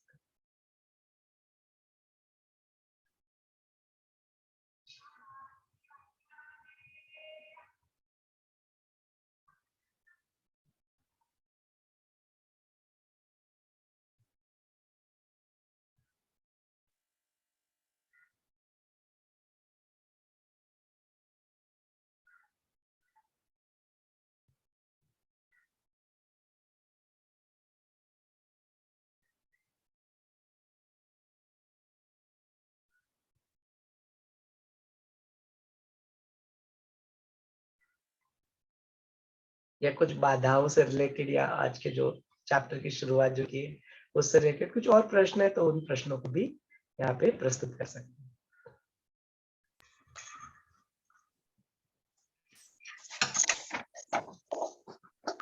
उद्दालक आत्मतत्वासाठी, आत्मप्राप्तीसाठी प्रयत्न करतो आहे आणि त्याच्या मनात खूप प्रश्न येत आहे की शांत आणि मन यांचा संबंध नेहमी हे एकमेकांचे शत्रू आहेत, देह मनाचे शत्रुत्व कसे संपेल, हे जे सगळे त्याच्या मनात प्रश्न येत आहेत, आणि अहंकार कसा निघेल, शरीर माझं, मी देह त्याग कसा करून ध्यानात कसा स्थित होईल, तर याचे सगळे प्रयत्न सुरू आहेत हे त्याचे स्वप्रयत्न चालू आहेत. तर मला एक प्रश्न पडला की यांनी मग गायडर जे आहे, मास्टर गुरु, हे त्यांनी केले नव्हते का, असा प्रश्न. हाँ, तो ये बड़ा सुंदर प्रश्न है और एक्चुअली अक्सर क्या आता है ना, हम लोग अपने जीवन में गुरु को जो है ना फिजिकल फॉर्म में देखना चाहते हैं। It's good idea to have mentor. अपने जीवन में जो गुरु है वो अपने जीवन में आते हैं तो हमें वो मार्गदर्शन करते हैं, हमें बड़ा जो सुंदर जो सुखकर बात होता है उसको भी कभी कभी बता देते कि भाई इतना सिंपल है, कर लो तो उससे भी तुम्हारा भला हो जाएगा।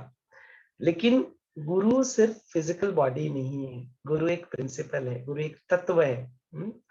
गुरु तत्व जो होता है, गुरु प्रिंसिपल जो होता है वो सब में स्थित है।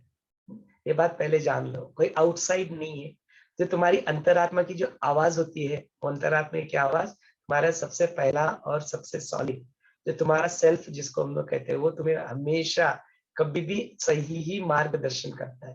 तो तुम्हें कभी गलत नहीं बोला, कुछ गलत करने जाओ अंदर से आवाज आएगी, बताएगा तुम्हें यार ये गलत है, तुम मत करो इसको। लेकिन क्या करे, वो बुद्धि बोलेगी यार ये ऐसा है, व्यवहार ये करना है, लेट मी डू दिस। बुद्धि क्या करे, टेक ओवर कर लेगी, अंदर की आवाज को क्या करते हैं, दबा देती है। अंतरात्मा की आवाज को दबा देती है। जो अंतरात्मा की जो आवाज निकलती है, जो डिविनिटी से, अपने जो ईश्वरत्व से आपके अंदर से जो निकलता है ना, वो आवाज वही तुम्हारा मार्गदर्शक है, वो गुरु है तुम्हारा। तो वो ईश्वर, गुरु और तुम खुद तीनों अलग अलग नहीं है। गुरुदेव बोलते हैं they are not different, they are the same. ईश्वर, गुरु और तुम खुद जो है, सेल्फ, गुरु एंड ईश्वर अलग नहीं है, they are the same. No, तो यह स्थिति हो जाती है कि यह स्थितियां कई लोगों के जीवन में हमने उत्पन्न होते हुए दिखती है। फॉर एग्जाम्पल, जो अपने एकलव्य हमने देखे कि वो अपने सामने पुतला रख देते हैं, द्रोणाचार्य तो वहां पे होती नहीं है, बट उनकी श्रद्धा उनके ऊपर जो होती है कि ये मेरे गुरु है और ये मुझे ज्ञान देंगे, और अपनी श्रद्धा, अपना प्रैक्टिस जो उसके ऊपर वो करते रहते हैं, तो उनको भी अपने जीवन में सर्वश्रेष्ठ, तो अर्जुन से भी ज्यादा सर्वश्रेष्ठ धनुर्धारी वो बन जाते हैं, है ना। तो यह सारी चीजें संवर्धन कई सारी रूपों में हमने देखा। कलकत्ते राक्षसी की कथा हमने देखी, जो सिद्ध जो है जनक राजा, उन्होंने सिद्ध की सिर्फ वाणी सुन के देखा।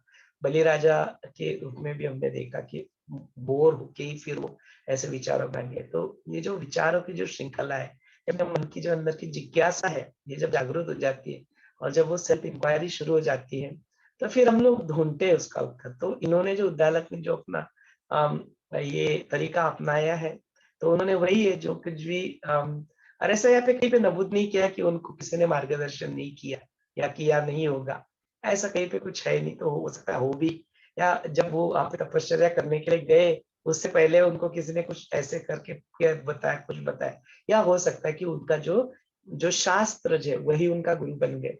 जो ज्ञान उनको शास्त्रों से प्राप्त हुआ, पुस्तकों से प्राप्त हुआ, उसी को उन्होंने क्या कर लिया, अपना गुरु बना लिया और उसी के ऊपर चलने लगे। और फिर साथ साथ अपना खुद का अनुभव, जो विचार वो खुद करने लगे, उसको भी उन्होंने अपना गुरु बना लिया। तो वही गुरु, जो ज्ञान है वो ज्ञान उनका गुरु बन जाता है। तो अपना गुरु है वो उनके साथी होता है। तो इसलिए गुरु को सिर्फ फिजिकल एम्बॉडीमेंट के रूप में ना लें।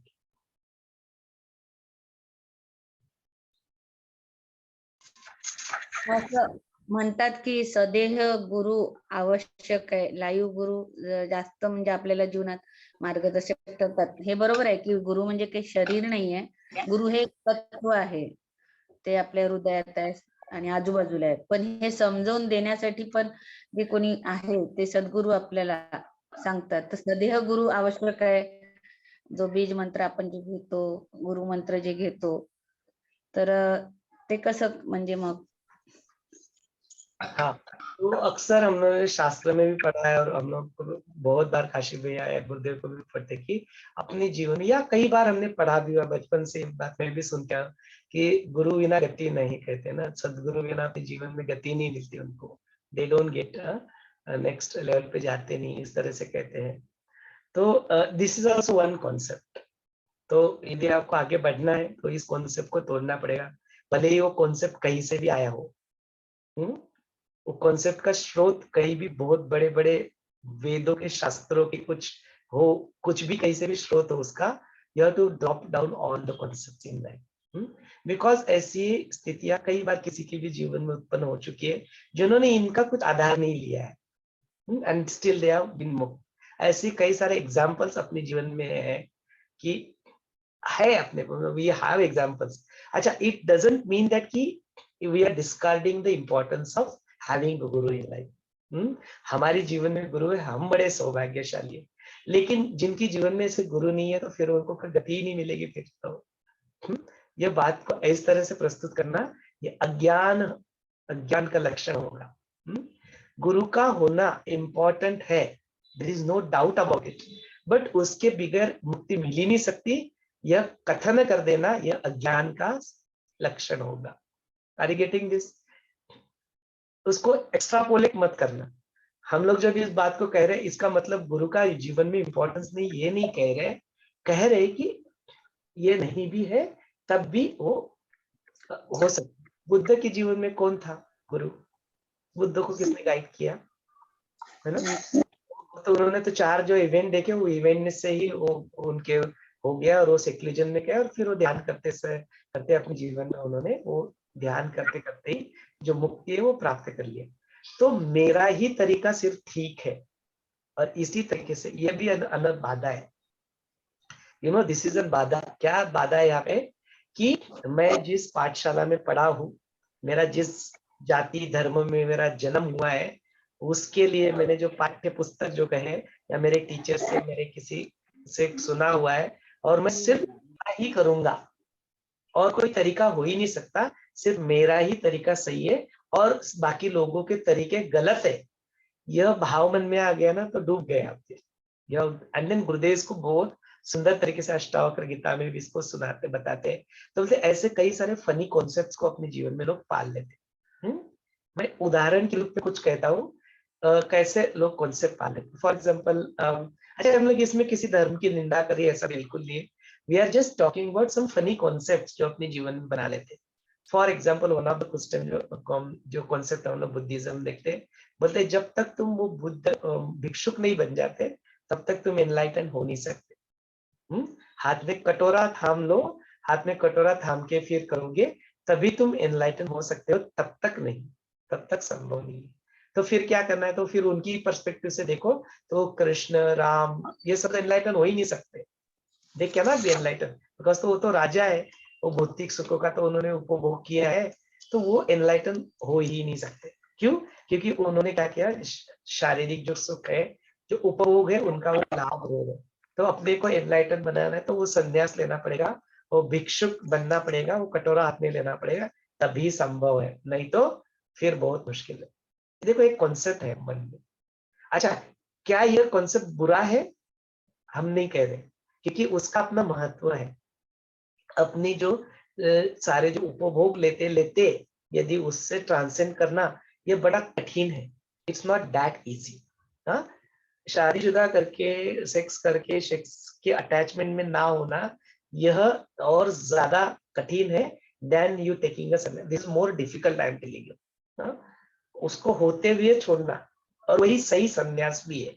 कि है नहीं तुम्हारे पास, तुम उसको रिनाउंस क्या करोगे? रिनाउंस तो उसको तुम्हें करना है जो तुमको है, तुम्हारे पास था, तुम उसके ऊपर कंट्रोल करो, तब तुम छोड़ो। काशीविया ने जब बीटेक छोड़ के आ गए तो बोले नहीं, जाओ पहले प्राप्त करो देन छोड़ो, नहीं तो फिर फेलियर कहलाओगे जीवन में। तो जाओ उस बीटेक की डिग्री को अर्न करो, एमटेक को अर्न करो, फिर अर्न करके बोलो कि नहीं, now I am renouncing it, I will do something, I will walk on my path, जो मुझे चलना है, देन यू रिनाउंस इट ना। ये बात है, तो ये बात को समझो। तो यही बात होती है कि ये कॉन्सेप्ट मन में ना बना लो कि जो हमने सुना है वही से। अच्छा, और एक कॉन्सेप्ट बताता हूँ, क्रिश्चियनिटी से कॉन्सेप्ट आता है। बोलते पुअर मैन जो है ना, जो गरीब आदमी है, वही नीडल के थ्रू जाता है, but rich man can not. उनके पर्सपेक्टिव से जो धनाढ्य है, जिनके पास बहुत सारा पैसा है, उनको कभी मुक्ति मिल ही नहीं सकती, उनको स्वर्ग कभी, हेवन कभी मिल ही नहीं सकता, they will never get it. तो क्या करो, उनको सब कुछ दान धर्म कर दो, और जो रिच जो है ना, वो छोड़ दो रिचनेस को, बिल्कुल कफलक बन जाओ, फकीर बन जाओ, तही सभी सब कुछ, तो उसी को सिर्फ मिलेगा। कॉन्सेप्ट है मन में, कॉन्सेप्ट बना लिया है ना, उसको फिर उसी को सिर्फ मिलेगा। तो ही तो ये जो सारे कॉन्सेप्ट जो हम लोग अपने मन में बना लेते हैं ना, इन कॉन्सेप्ट को पूरी तरह से ड्रॉप करना है। फिर वो कॉन्सेप्ट कहीं से भी आया हो, तो कोई भी धर्म से आया हो, कोई पंथ से आया हो, किसी किसी भी चीज को जो अपने शास्त्र से आया हो, किसी कहीं से भी आया हो, सारे कॉन्सेप्ट्स को तुम्हें ड्रॉ करना पड़ेगा, सबको छोड़ना पड़ेगा। तो गुरुदेव इसको बहुत अच्छी तरह से समझाते हैं। वन ऑफ द सत्र है जो उसमें सुन लेना गुरुदेव को, तो और भी ज्यादा क्लैरिटी आ जाएगी इसके बारे में। तो we need to drop all this concept कि जीवन में गुरु अत्यावश्यक है, फिजिकल गुरु अत्यावश्यक है नहीं। Okay okay.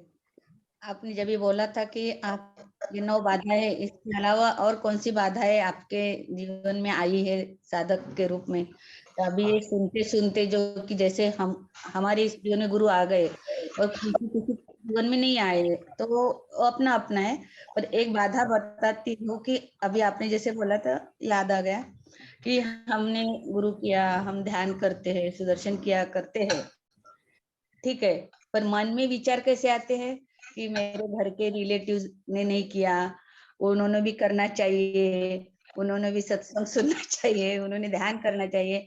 और ये मेरी एक फ्रेंड भी है, दूसरी भी फ्रेंड है, परसों भी उसकी बात हुई, तो ये करते नहीं है।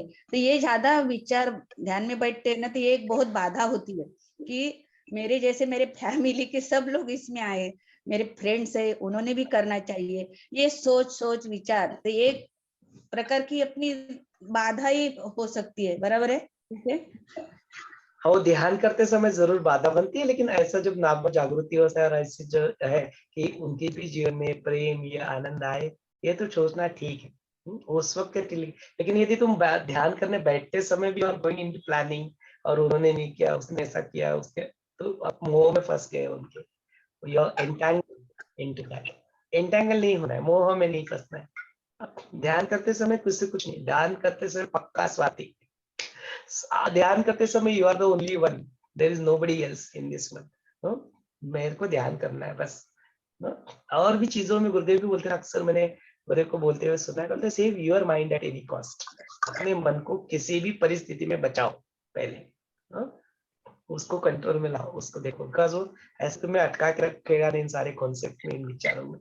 तो वी हैव टू गेट वो जाने, उनका कर्म जाने। मेरा बताना काम था, मैंने बता दिया, बिन देयर डन दैट, खत्म बात। तो उसके पीछे नहीं भागते रहना, बड़े कोई भी हो, माँ बाप हो या पिता पुत्र हो या कोई और हो, दोस्त हो, अरे ठीक है, युक्तियां यूज करके करते रहना, बट उनके पीछे नहीं पड़ जाना। वो पीछे पड़ गया तो का इफेक्ट हो जाता है, नेगेटिव इफेक्ट। हाँ, बराबर है। सही है। शुरू शुरू में बहुत होता था, तो बाद में जैसे गुरु की कृपा बोलो तो ये छूट के गया, कम कम कम और हो गया। पर ये पहले बहुत बाधा आती थी, पहले बहुत आती थी। आपने सही कहा, थैंक यू। हाँ, तो हाँ जरूर उमा जी भी अपना एक्सपीरियंस शेयर करेंगे। तो इसको से पहले एक चीज ऐड करना चाहता हूँ कि जो गुरु जब जीवन में आते हैं ना, तो ये जो बाकी के लोगों के जीवन में जो ये सब कुछ प्राप्त करते हैं, तो शायद उनको बाधाएं और ज्यादा आती हो। Are you getting it? Marathi में एक मन होती है, पुढच्या स्टेज मागचा शान।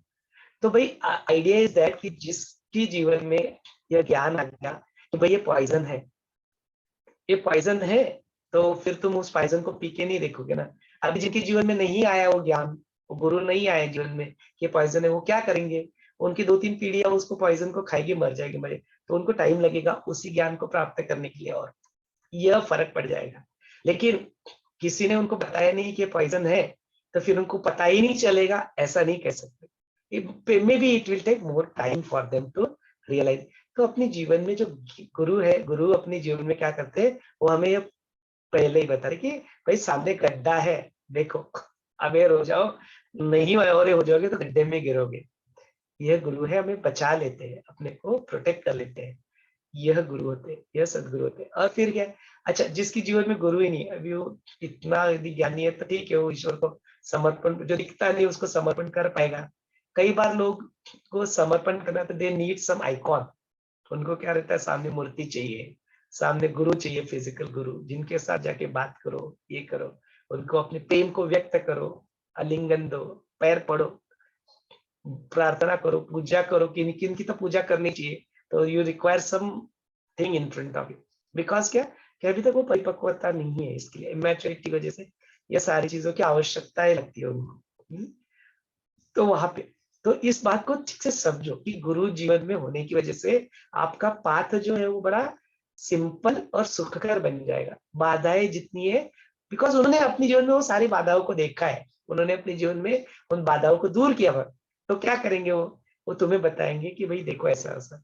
अच्छा, it's not just applicable to Sadhguru के बारे में, अपने टीचर भी है, जो अनुभवी टीचर है, वो क्या कहते हैं, मैंने एग्जाम दी है, मैंने ऐसा किया था, मैंने ऐसा फेस किया था, देखो अभी तुम ये बी अवेयर, ये मिस्टेक तुम्हारी हो सकती है। तो क्या करते हैं स्टूडेंट, उसको सीखते हैं कि अरे मिस्टेक नहीं करनी, you don't have to do the same mistake. क्योंकि ये सामने वाली चीज पॉइजन है, ये समझने के लिए तुम्हें पॉइजन पीने की आवश्यकता नहीं है। बस बता दिया कि ये पॉइजन है, बस है पॉइजन, दैट्स इट, तुमने सीख लिया। You don't have to experience it yourself that this is poison. यह गुरु अपने जीवन में लाते हैं। यह ज्ञान जो है गुरु, वो अपने को उसमें बाधाओं से तुरंत निकालते हुए आगे बढ़ते हैं। तो there is a importance of having a guru in life, but yet they have been, ऐसे थे कुछ जो अपने ज्ञान को ही जिन्होंने गुरु बना लिया, और उसी को अंतरात्मा को ही गुरु बना लिया, उस ईश्वरीय तत्व प्रिंसिपल को ही अपना गुरु बना लिया, और वो अपनी तरफ से मुक्त हो गए। यह भी संभव है, ये पॉसिबिलिटी है। हाँ उमा जी, और to you. Thank you, Jai Gurudev. जय गुरुदेव, बोलिए। Here I want to add something, my experience in this. हाँ हाँ, I just came here in the Art of Living since last year. Before I went to this Brahma Kumari's संस्था है, वो उसको मैं join किया, क्योंकि जब हम सभी लोग टेम्पल जाते थे ग्रुप में, तो उन लोगों को वे आके एक उनका ज्ञान बता दे, तो ऐसा सडनली मेरे को समझने की वो हो गई है ऐसा। तो कुछ देर उनके 1 year or 2 years I went to that Brahma Kumaris, and all the things they are saying, they are very effective, but how can I implement in my life, how can I do this? जैसे वो बताते ब्रह्मचर्य का पालन करना, ये तो आत्मज्ञान के लिए ये कंपलसरी है। तो how can I do in my married life, how can I do this? And उनका तो बहुत नियम होते थे, वो प्याज नहीं खाना, वो गार्लिक नहीं खाना, ये सब काम सीखे। If I want to leave that also, but how can I do for the whole family? ये गलत है, ये सब नहीं खाना, ये बोले तो वो उसको ऐसा नहीं करते ना ऐसा। तो ऐसा जैसा मुश्किल बहुत आए थे मेरे को, ये 2-3 एग्जाम्पल है। और उनका तो एक मार्ग है कि everyday you need to listen to this knowledge sheet, how you are listening to here in the art of, they put a knowledge sheet every day। तो उसमें आती है कि जब तुम ज्ञान छोड़ते हो तो तुम गिर जाते हो, गिर पड़ते हो। तो ये मेरे को बहुत ऐसा लग रहा है कि मैं डिप्रेशन में चल गई कि ऐसे नहीं फॉलो नहीं कर पा रहे हूँ और उनको फॉलो नहीं कर पा रहे हूँ और रूल्स को भी नहीं फॉलो कर पा रहे। तो क्या करना है मेरे को, मैंने वो छोड़ दी। वो मेरे हेल्थ पे भी बहुत असर डाला। वो कैसा कि मैं डायबिटिक भी हो गई, तो मन का ऐसा स्ट्रेस बहुत ले ली मैंने।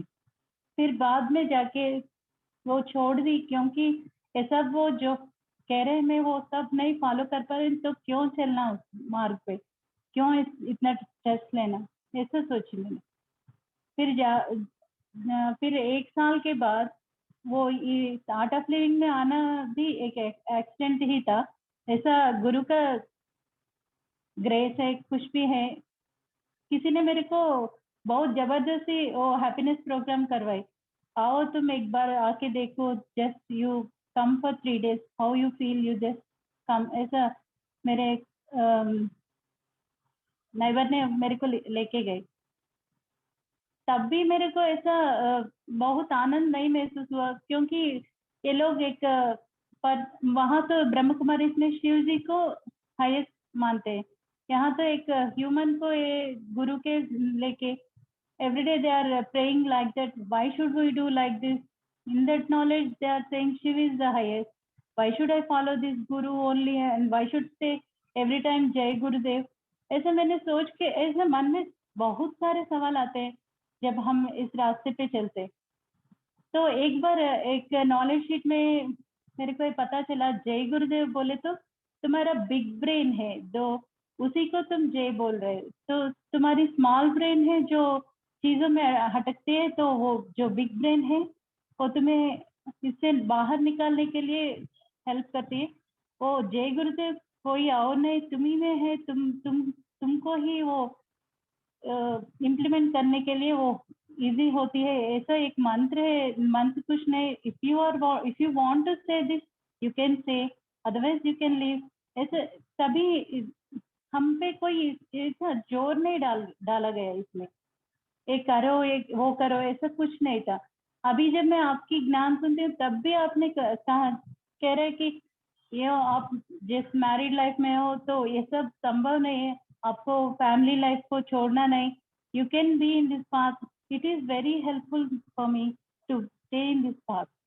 इतने सारे नियम है, पर मैं भी जानती हूँ कि ये सब करना गलत है, पर ऐसा मैं अपने आप कर पा रहे हूँ, क्योंकि अभी ये प्यास करना नहीं ऐसा संभव तो नहीं है, क्योंकि बहुत बाहर जाते तो ये सब होती है। तब मैं उनको, मैं खाऊं या ना खाऊं ये मेरी वाली, ऐसे मैं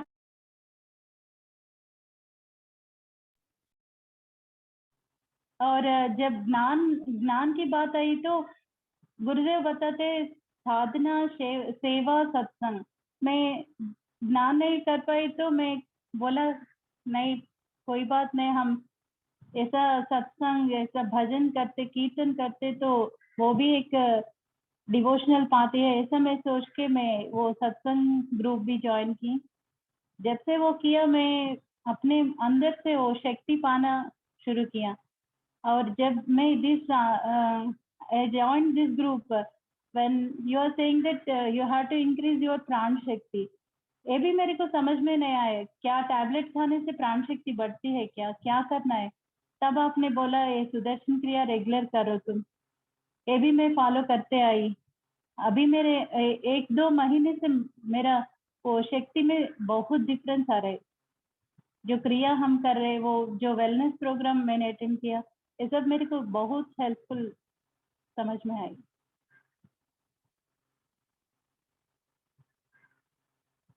बहुत सुंदर। देखो कैसे कैसे अपना कहा था बसता है, कई सारी चीजें। तो यही बात हो जाती है कि देखो ये कॉन्सेप्ट्स की वजह से क्या हो जाता है ना, हम लोग अपना जीना ही छोड़ देते हैं एक्चुअली। हम लोग अपना जीवन छोड़ के कैसे होगा, एक्शंस को ही बंद कर देते हैं। देखो एक सेक्लूजन जो है अपने जीवन में, उस सेक्लूजन का अपना महत्व है। ब्रह्मचर्य जो अपने जीवन में उसका अपना महत्व है। लेकिन उसको गलत तरीके से, गलत समझ के, गलत कॉन्सेप्ट बना के, गलत भी ऐसा भी नहीं कह सकते, उनकी अपनी मर्जी है। जो उस पाथ के ऊपर जाना चाहते हैं वो अपना पाथ करे। अभी जिनको संन्यास लेना है वो संन्यास ले ले। तो फिर तुम गृहस्थाश्रम में आ गए और फिर बोलते हो मैं सन्यासी की तरह जीऊंगा, तो उस ब्रह्मचर्य का जिस रूप में वो लोग पालन करते वैसे पालन करूंगा। तो फिर आपने कहीं पे ठीक से चीजों को समझा नहीं, not understood yet the thing. उसके अलावा मुक्ति मिल ही नहीं सकती। तो ये गुरुदेव को भी ये आस्क गुरुदेव एनीथिंग में जो मॉन्क लोग थे उन्होंने प्रश्न पूछा था कि सिलेबस ही क्या होती है, सिलेबस ही वही चीज है जो ब्रह्मचर्य की बात होती है। नहीं नहीं, बिल्कुल आप गृहस्थाश्रम में रह के भी ये सब कुछ प्राप्त कर सकते हो, बिकॉज फिजिकल एक्शन से रिलेटेड कुछ नहीं है। It's not dependent on your physical action. यदि फिजिकल एक्शंस करते करते भी यदि आप उससे अटैच नहीं हो तो वो तुम्हें ज्यादा बाधा नहीं बनती। रही प्याज खाने की, गार्लिक खाने की बात, तो उसके अपने अपने रीजंस है, वो ऐसा क्यों करते हैं। इट इज बेसिकली जब तुम प्याज ज्यादा खाते हो तो तुम्हारी सेक्स अपील ज्यादा बढ़ जाती है, तो तुम्हें और ज्यादा मोह में फंसाएगा, अट्रैक्ट करने करेगा, और ज्यादा अपोजिट शरीर के प्रति तुम्हें अट्रैक्ट करेगा। इसके सारे ये वजह होते हैं। तो इसका मतलब वो बुरा है, उसको खाना ही नहीं है, ये सब कुछ नहीं, उसकी कोई आवश्यकता नहीं। यदि आप उसका पालन कर रहे हो, उसने अपने पद पे निकले हो तो आपको नहीं खाना है तो मत खाओ। बट जो खा रहे हो उसके प्रति तुम यदि घृणा की तरफ से देखने लगे तो ठीक नहीं। अभी हमको जीवन में आठ ऑफ में आ गए, हम लोग जीवन में गुरुदेव के साथ है, हमने अपने जीवन में सुदर्शन क्रिया कर लिया और कुछ अनुभव प्राप्त कर लिया और कुछ ध्यान कर लिया। तो बाकी के सारे जो पथ है, जो बाकी के पथ के ऊपर लोग चल रहे, कोई लोग विपश्यना में जा रहे हैं, कोई ब्रह्म कुमारीज में जा रहे हैं, कोई और सदगुरु के पास जा रहे हैं, कोई और कुछ फॉलो कर रहा है, उनकी तरफ अलग एंगल से देखना, मेरा ही पाथ सर्वश्रेष्ठ है, ऐसी बेवकूफी में मत फंसना। You don't have to go into that path. Gurudev कभी किसी के बारे में बुरा नहीं कहते, कभी किसी की निंदा नहीं करते, कभी किसी के बारे में नहीं कहते। अच्छा, this has nothing to do with Uma ji ने अपना एक अनुभव शेयर किया, बिकॉज वो अनुभव बिल्कुल सही था कि ऐसे अलग अलग पाथ पे लोग चलते हैं, तो ऐसे कहीं ना कहीं कोई ना कोई कमियां आपको ऐसे नजर आ जाएगी। इस जीवन में कुछ भी परफेक्ट नहीं है। जैसे मैंने बताया ना कि क्रिश्चियनिटी में ये, बुद्धिज्म में ये कॉन्सेप्ट है, ऐसे कॉन्सेप्ट में फर्स्ट आना ना, वो फिर क्या बनता था, अपने जीवन की बाधा बन जाता है। पाथ ऐसा हो कि जो सबके लिए हो, पाथ ऐसा हो कि तुम्हारे जन्म से रिलेटेड ना हो, पाथ ऐसा हो तुम्हारी जाति से रिलेटेड ना हो, पाथ ऐसा हो जो तुम्हारे धर्म से रिलेटेड ना हो, पाथ ऐसा हो कि ऐसा ही किया तो ही सिर्फ होगा, नहीं तो नहीं होगा, ऐसा ना हो। एक ही को करो, ऐसा ना हो। बोलते तुम अनेकता में एकता, एकता में अनेकता को देखने लग जाओगे, अपने आप को ऐसा मुक्त बना लोगे कि तुम्हारी दृष्टि में सब सम दिखाई देने लगेंगे, तो फिर बात बन जाती है। अभी भाई दिल्ली जाने के लिए कोई बुलेट कार्ट से जाएगा, कोई ट्रेन से जाएगा, कोई एरोप्लेन से जाएगा, कोई मार्ग लेते समय कोई वाया नागपुर जाएगा, कोई और वाया लेगा, अलग अलग पाथ है, अलग अलग पाथ से जाएगा। अब कोई बैठ के आर्ग्यूमेंट करने बैठ जाए कि मेरा ही पाथ सर्वश्रेष्ठ है, मेरे ही पाथ से तुम चलो, तो यह तो बड़ा ज्ञान का लक्षण हो जाएगा। तो we don't have to get in. जितनी भी जो भी बात है, अलग अलग अप्रोचेस जीवन में है। हाँ, जैसे कि कोई कहता है सोहम, कहता है सोहम का मतलब सो हम, जो वो है वही नहीं है। कोई हमसो कहता है उसको, हमसो भी प्रक्रिया है, आपने सुना होगा। और बीच में आर्ट ऑफ लिविंग में उसके ऊपर थोड़ा सा ये भी हो गया था, कॉन्फ्लिक्ट, डिबेट, हमसो करे या हम सोहम करे या सदा सोहम करे। ना गुरुदेव मजाक भी उड़ाते हैं इसका। अरे बोलते जो करना है करो, सोहम करो, सदा सोहम करो, हमसो करो, बोलते एक ही बात है। सांस के ऊपर ध्यान दो, don't go for that word, no you can breathe out, ये तो करना है।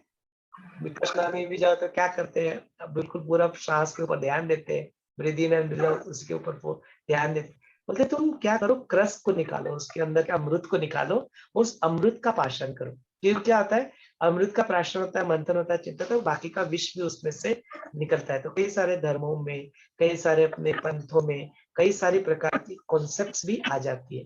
तो you don't get entangled into that concept. इन्हीं पाथ, सब पाथ के अपने अपने प्रोज है, सबके पाथ के अपने अपने कौन से। हाँ? तो आप उनमें देखो, उन कॉन्स को भी आप देखो और आगे बढ़ो, don't get stuck in it. उसको जानो कि यार ये मेरी बाधा बन गई, ये कॉन्सेप्ट मेरा बाधा बन गया, तो मुझे इसके आगे बढ़ना है। जैसे उमा जी ने क्या, अरे यार मैं शादीशुदा हूँ, तुम मुझे बोलो कि तुम अपने पति के साथ सेक्सी ना करो, तो बन जाओ नन जैसे बन जाओ, फादर नन जैसे बनते वैसे बन जाओ, या जैसे ब्रह्म कुमारी में जो बनते सन्यासी जो साध्वी वैसे बन जाओ। तो ये तो कॉन्सेप्ट बन गया ना। तो उन्होंने अच्छा किया, उन्होंने बोला नहीं मेरे को इस बात पे वैसे नहीं चलना है। तो then she found out of link, जिसमें ये सब कॉन्सेप्ट के बारे में ऐसा कोई हार्ड एंड फास्ट रूल नहीं है, बिकॉज यहाँ पे उसके और लेवल ऑफ थोड़ा नॉलेज आगे बढ़ता है। तो ठीक है, जो अपने पाथ पे जो चल रहे हैं उनको भी बहुत शुभकामनाएं, जो हम लोग जिस पाथ पे चल रहे हैं उसको भी बहुत शुभकामनाएं, जिसको जो करना है करना है। करुणा जी आप कुछ पूछना चाहते हैं? जय गुरुदेव। हाँ जय गुरु मनीष जी बोलिए। जो अभी आपने भगवान बुद्ध का आपने मतलब बताया था कि भाई, तो गुरुजी ने बताया था कि वो तो मतलब वो तो एज भगवान के अवतार ही है ना। तो मतलब कहते भगवान बुद्ध भी अपनी जिज्ञासा के लिए अलग अलग संतों के पास गए थे, जैसे कोई गुरु होंगे तब पे। और फिर तब उनको मतलब वहां से उनका मतलब जिज्ञासा शांत हुई, तब वो उन्होंने खुद से करना शुरू किया। तो इसलिए मतलब गुरु मतलब हमारे जीवन में मतलब साक्षात गुरु है, ये तो हमारी अच्छी मतलब किस्मत हो रहा है। तो वैसे मतलब गुरु तो बगैर तो मतलब कैसे ना, अब जैसे हम कथा भी मैंने सुना था, तो उसमें सार निकल के यही आता है कि गुरु होने जरूरी ही है, उनके बगैर हमारी मतलब ज्ञानी है। तो ये मतलब ठीक ही हो ना। भगवान वो तो अपने आप में एक ही उदाहरण है ना, बहुत ही बहुत जैसे सैकड़ों ज्यादातर वही आ जाएंगे, तो यही हुआ ना। हाँ तो मैं वही वही बोल रहा हूँ कि अपने जीवन में सदगुरु का होना 99% आवश्यक है, लेकिन 1% के लिए तो छोड़ दो कि जिसके जीवन में तुम जिसको गुरु समझ रहे हो वो नहीं है, तो उनको मुक्ति मिलेगी ही नहीं। 1% तो जगह रख सकते हैं हम, है ना? कैन वी कीप दैट ठीक स्पेस, है। है ना? कि जिनकी श्री श्री रविशंकर गुरु नहीं है उनको मुक्ति मिल ही नहीं सकती, ऐसा सोचना माने फिर आपने क्या ज्ञान पाया गुरु से? गुरु ने तो हमें ये नहीं सिखाया ना। गुरु ने फिजिकल शरीर को कभी गुरु नहीं कहा। हम लोग जब गुरु की बात सुन नहीं रहे ठीक से, आर यू गेटिंग दिस? गुरु तक उनकी बात को मान, गुरु है ना? गुरु कह रहे कि फिजिकल बॉडी नहीं है, गुरु गुरु तत्व है, प्रिंसिपल है। तो हम गुरु लोग गुरु भी है। हाँ जी। तो उनकी बात तो हमें मानना चाहिए। हाँ मैं आप बोलते हो 99% आवश्यक है, बिल्कुल ठीक है, इम्पोर्टेंट है, हाँ जी। लेकिन हाँ जी। है ही नहीं, उनको मुक्ति नहीं मिलेगी, यह सोचना क्या हमारा अहंकार नहीं होगा? है ना? हाँ जी। हाँ जी, ये तो है, ठीक है। हाँ जी, कोई हो सकता है कि मिल जाए तो हम बस मैं है कि हमने गुरु जी की बात मानी, भाई गुरु जी की जो कहना उसके अनुसार बस चलना। ये बड़ा बाकी तो ये ठीक है, बीच बीच में बातें जी क्या। हाँ है ना? जी। समझ में आ रही है ना बात की? अहंकार में ना फंस हाँ जाओ, जी। हाँ जी। हाँ जी। नहीं तो फिर हाँ जी। गुरु हाँ जी, वो तो समझ पूरी। अहंकार हो गया। नहीं ये नहीं, हमें गुरु ने ये नहीं सिखाया, हमें गुरु ने अहंकारी होना नहीं सिखाया, हमें गुरु ने पोलाइट होना हाँ जी। क्या सिखाया? गुरु तत्व है, हाँ प्रिंसिपल है। जी। तत्वों को सब जगह पे देखो, आप जो बाकी के लोग कर रहे हैं उनमें भी वही तत्वों को देखो। हाँ लेकिन कॉन्सेप्ट में ना हाँ फंसो, आइडिया में ना फंसो। जैसे उमा जी ने किया, इट वॉज इंटेलिजेंट डिसीजन। मैं शादीशुदा हूँ, हाँ मुझे जी। आई वॉन्ट टू, आई मुझे मेरे निभाने अपने कर्तव्य, उनको निभाते निभाते भी मैं मुक्त हो सकती, तो that was a good decision. But otherwise की वो लोग जो कर रहे हैं वो गलत है, ये बात भी नहीं है। इट्स नॉट हाँ गलत, जी। it's their wish, it's their will. Let people have a freedom to choose what they want to do in their life. Can we give that freedom हाँ to जी। them? इससे क्या होगा, तुम्हारा मन शांत हो जाएगा। नहीं तो क्या होगा, हम लोग उनमें गलतियां निकालते बैठेंगे, हम लोग अपने आप को सर्वश्रेष्ठ मानेंगे, अहंकार उत्पन्न हो जाएगा, गलतियां निकालते रहोगे, वो बंडल बन जाओगे गलतियों की। उसमें नहीं फंसना पड़ेगा। वी डोंट हैव टू हाँ जी। दिस हाँ जी, बहुत। हमें तो अपने में सुधार करना है। हाँ जी, हमने तो अपने पथ पे चलना है गुरु जी के कहे अनुसार, और बस अपने भी हमने देखने कि में क्या है क्या नहीं। एब्सोल्युटली। बाकी तो ये, हाँ जी, ये तो बातें अब जिज्ञासा आ जाती है बीच में, तो हो जाती बात, बिल्कुल बाकी तो ऐसा कुछ बिल्कुल बड़ा having a guru in life, having Sadguru Shri Ravi Shankar in our life, it is very hard to put this point across. It is very hard to बताए कि भाई गुरु के बिना भी अपने जीवन का सत्य तो ये है कि हमारे जीवन में तो गुरु आए तो अपने जीवन में ज्ञान आए, तो अपने लिए तो कुछ बात कि और कुछ कहना ये गुरु का ही कृपा है कि ये शब्द मुख से निकल सकते हैं और उस पर इनको हाँ जी ब्रिंगिंग इट across, इतना हाँ आसान। जी जय हाँ गुरुदेव, जी can I add a बस point? Yes. सोमेश्वर जी, मैं कुछ बोलना चाहती हूँ। हाँ, बोलिए। एक मिनट, संगीता जी पहले आप बोल दीजिए, फिर मैं बोल। हाँ मैं 2 मिनट ही बात करूंगी because I have to go in another session. It's ठीक है, just lined ठीक। up. Okay, so I listened to the whole thing. It was beautiful today, and just 2 words for our Gurudev and connected to my life. अभी सोमेश्वर जी ने जो question पूछा कि वो बाधाएं कौन सी है जिंदगी में जो you express it, आप बताएं कि आपके जीवन में कौन सी बाधाएं हैं। तो actually the main session is कि वो हमको बताना है कि हम उसमें से कैसे हम हमारे पास आए हैं और हम कैसे उसमें से पार निकले हैं।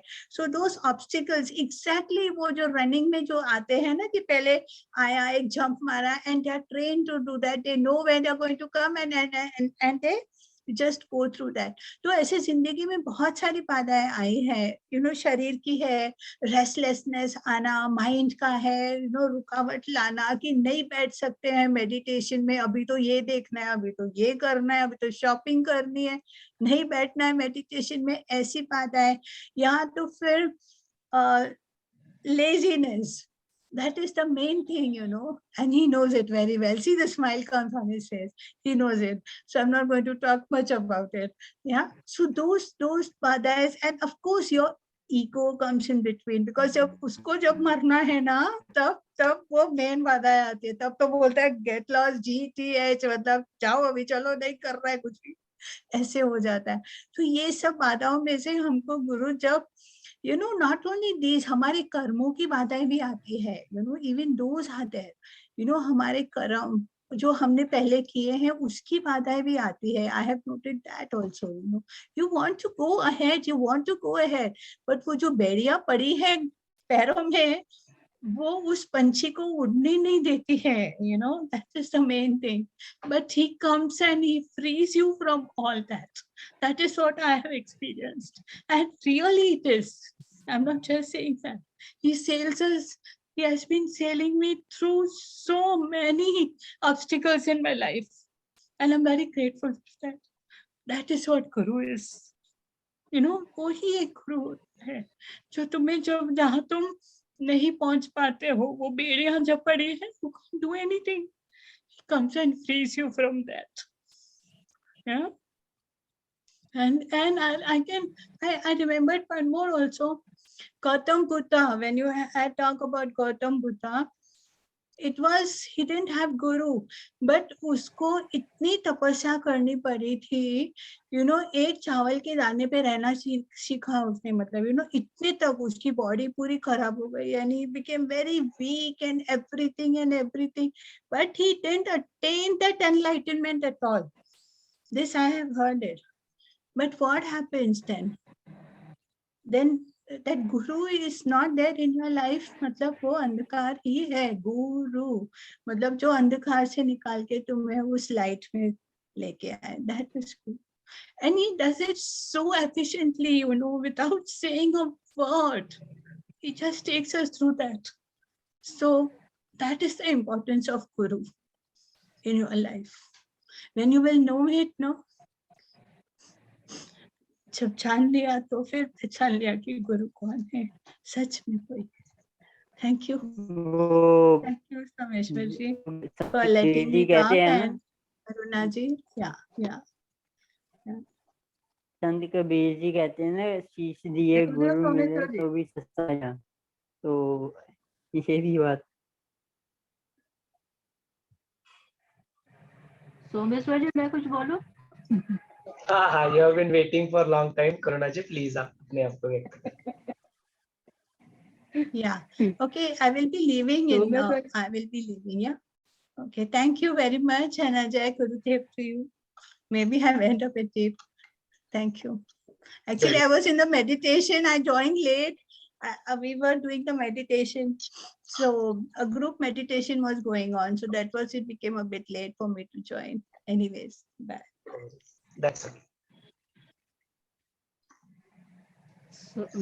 सोमेश्वर जी, मेरा भी कुछ एक्सपीरियंस है और कुछ बाधाओं के उसमें बोलना भी चाहती हूँ। जैसा कि अभी आपने एक वेलनेस में बोला कि उसमें खाने पीने की चीजों में, तो एक बात ये पूछना चाहती हूँ कि गुरुदेव, ये जो ब्रिंजल है उसके ऊपर और आलू और टमाटर, ये तीनों के लिए क्यों हम अवॉइड करते हैं? कि इसका क्या इफेक्ट पड़ता है अपने लाइफ के ऊपर, कि खाने पीने से भी?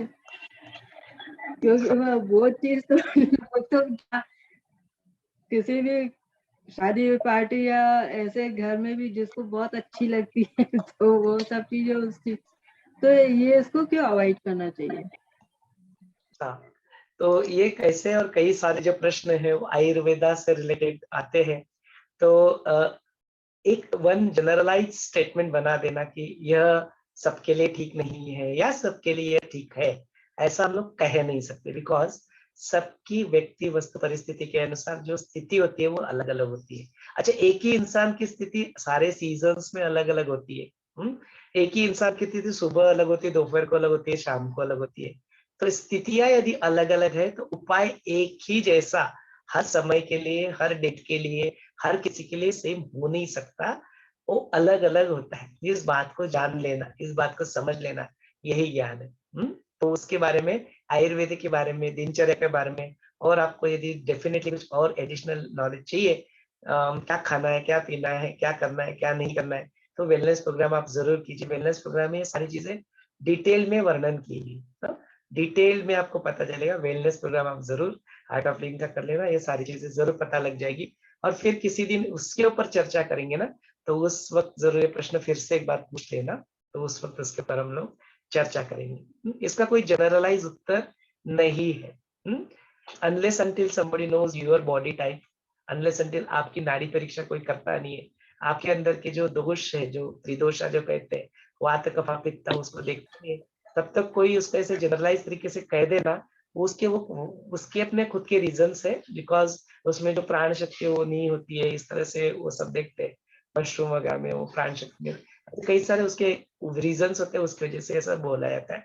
बट उन सारी बातों में मैं अभी आज उपायों के बारे में मैं बात ही नहीं करना चाहता। तो बाधा है आपके जीवन में, यदि आपको लगता है कि ये ब्रिंजल वगैरह खाने से आपके जीवन में बाधा उत्पन्न हो रही है, तो फिर वो आप उस बाधा को पहले आइडेंटिफाई कीजिए, फिर उसको दूर कैसे करना है वो हम लोग कल देखेंगे। उपायों के बारे में कल बात करेंगे। तो सोमेश्वर जी, बाधाओं के बारे में तो मैं बताऊंगी। मेरी लाइफ में मतलब मैं जब से मैरिज हुई है, मैंने 19 ईयर्स तक बहुत स्ट्रगल किया अपनी लाइफ से। मतलब कुछ ना कुछ घर में मेरे को हर तरीके से, पर फिर भी पेशेंस मैंने नहीं खोया। सब जगह ऑल रिलेटिव्स वगैरह सब बोलते हैं, बोले इतनी प्रॉब्लम्स है, तू चली जा पियर। मैंने कहा मैं नहीं जाऊंगी। मैंने एक जो किसी ने भी, जो कभी आदमी सोच ही नहीं सकता, मैंने एक कुंडली बनवाई थी सीक्रेटली। वो जो बनवाई उसको पढ़ा तो उसमें मुझे गुरु नजर आया कि मेरा गुरु कम है। तो मैंने वो उपाय भी किए और समझिए कि वो जो शक्ति है, तभी मुझे गुरुदेव मिले। कि गुरुदेव को मैंने एक बार, जब आर्ट ऑफ लिविंग स्टार्ट हुआ था उस समय इतना प्रचार भी नहीं था, एक बार सिर्फ न्यूज देखा, गुरुदेव को देखा, तो गुरुदेव जब से मेरे अंदर जो बसे हैं, तो मैं भटक रही थी और किसी ने मुझे गाइड किया कि तुम यहाँ पे जाओ आर्ट ऑफ लिविंग में। तो वो मतलब उसमें भी मुझे इतनी सारी दिक्कतें आई कि मेरे फादर ने कहा, बोले तेरे को तू योगा प्राणायाम करती है तो तेरे को सुदर्शन क्रिया की क्या जरूरत।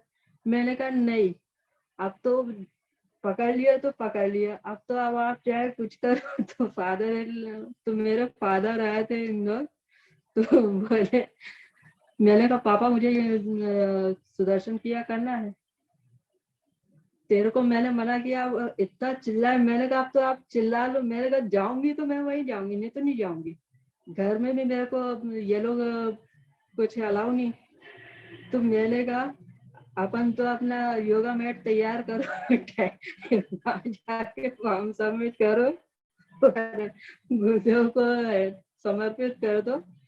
और जब कोर्स करने गई तो जब लास्ट डे मेरे को 12 बज गई। अब मैंने सोचा आज तो मेरे घर में जाके हालत खराब होना है। तो मैं वहां पे सबको सरेंडर करके आई। मैंने कहा गुरुदेव जैसी आई हूँ ना वैसी जाऊंगी, मेरे को कुछ नहीं चाहिए, एक चीज आवाज तक नहीं चाहिए। तो घर में आई सोमेश्वर जी, घर में किसी ने एक साथ तक ये नहीं बोला कि तुम इतनी देर से क्यों आई। और जब मैंने थर्ड टाइम रिपीट किया तब भले ही मेरे को 4 बातें सुननी पड़ी। तब मैंने कहा गुरुदेव क्या करूं, सुन लेना, कुछ बोलना नहीं। तो हाँ करना, जैसे कई सारे बाधाओं से हम लोग गुजरते हैं। आई एम श्योर और कई सारे लोग भी अपनी बाधाओं से गुजरे होंगे, लेकिन अपने समय की भी एक बाधा है अपने पास। हम लोग समय की बाधा के कारण हम लोग को इस सत्र को यहाँ पे रोक लेना पड़ेगा। कई सारी चीजें, तो इन सारी चीजों को आप समझिए किस तरह से हम लोग अपने जीवन में जो अनुभव प्राप्त होते हैं उनकी वजह से एक पर्टिकुलर कॉन्सेप्ट को अपने जीवन की क्या बना लेते हैं, हम लोग बाधाएं बनाते हैं। जो अनुभव हमें प्राप्त हुए हम लोग समझते कि वैसा ही अनुभव दूसरों को प्राप्त होगा, तभी उनके जीवन में मुक्ति या मोक्ष आएगा। यह भी अपने जीवन में बाधा बन जाती है। तो हैव अ फ्री माइंड, उस अपने माइंड को, अपने कॉन्सेप्ट्स को, किसी के बारे में भी मैं बोल रहा हूँ, even it is related to guru also, अपने आप को सारे कॉन्सेप्ट से मुक्त करो। सारी चीजों से अपने को मुक्त करो। अपना जो पाथ है वही सर्वश्रेष्ठ है, ये अहंकार हो जाएगा। और दूसरों का पाथ जो है उसमें गलतियां ढूंढते बैठना, you will become the bundle of imperfection. तो उसके ऊपर जो, जिसके ऊपर आप फोकस करोगे वही तुम्हें जीवन में अपने क्या होता है वो फलित हो जाता है। जैसे फॉर एग्जांपल जो मैंने सत्र चालू होते होते इसकी बात की थी, मैंने बाधाओं के बारे में थी। तो देखो यह सत्र जब फर्स्ट टाइम भी जब हुआ था ना, दैट टाइम भी I forgot to switch on that mute. आपने देखा मॉर्निंग में मुझे कुछ समय लगा, बिकॉज वो पहला वाला जो सत्र भी इसको देखेंगे सेप्टेम्बर, पहले 7 मिनट कर हम लोग जो प्रार्थना करते हैं वो प्रार्थना रिकॉर्ड ही नहीं हुआ है, because it was on mute. वो बाधा उस वक्त भी उत्पन्न हुई थी। आज भी जब हमने चालू किया तो उस बाधा को हमने आज भी अपने फेस किया। अपने को थोड़ा सत्र चालू होने में डिले हो गया। तो बाधाओं के ऊपर फोकस करेंगे तो बाधा ही जीवन में आएगी। हम कल उपाय फोकस करते हैं उपायों के ऊपर, तो फिर देखते हैं कि सोल्यूशन क्या निकलता है। इसी नोट के साथ आज के इस सत्र को हम लोग यहीं पे रोक लेते हैं। आप जरूर इसके बारे में सोचें, अपने जीवन की बाधाओं के बारे में सोचें, देखें कि आपके जीवन में क्या बाधा है। फिर और थोड़ा सा कल चर्चा करना, तो कल हम लोग उसके बारे में थोड़ा चर्चा कर लेंगे। और फिर कल इसके उपायों के बारे में ज्यादा हम लोग उसके ऊपर चर्चा करेंगे, फोकस करेंगे। जय गुरुदेव। सोमेश्वर जी एक छोटा सा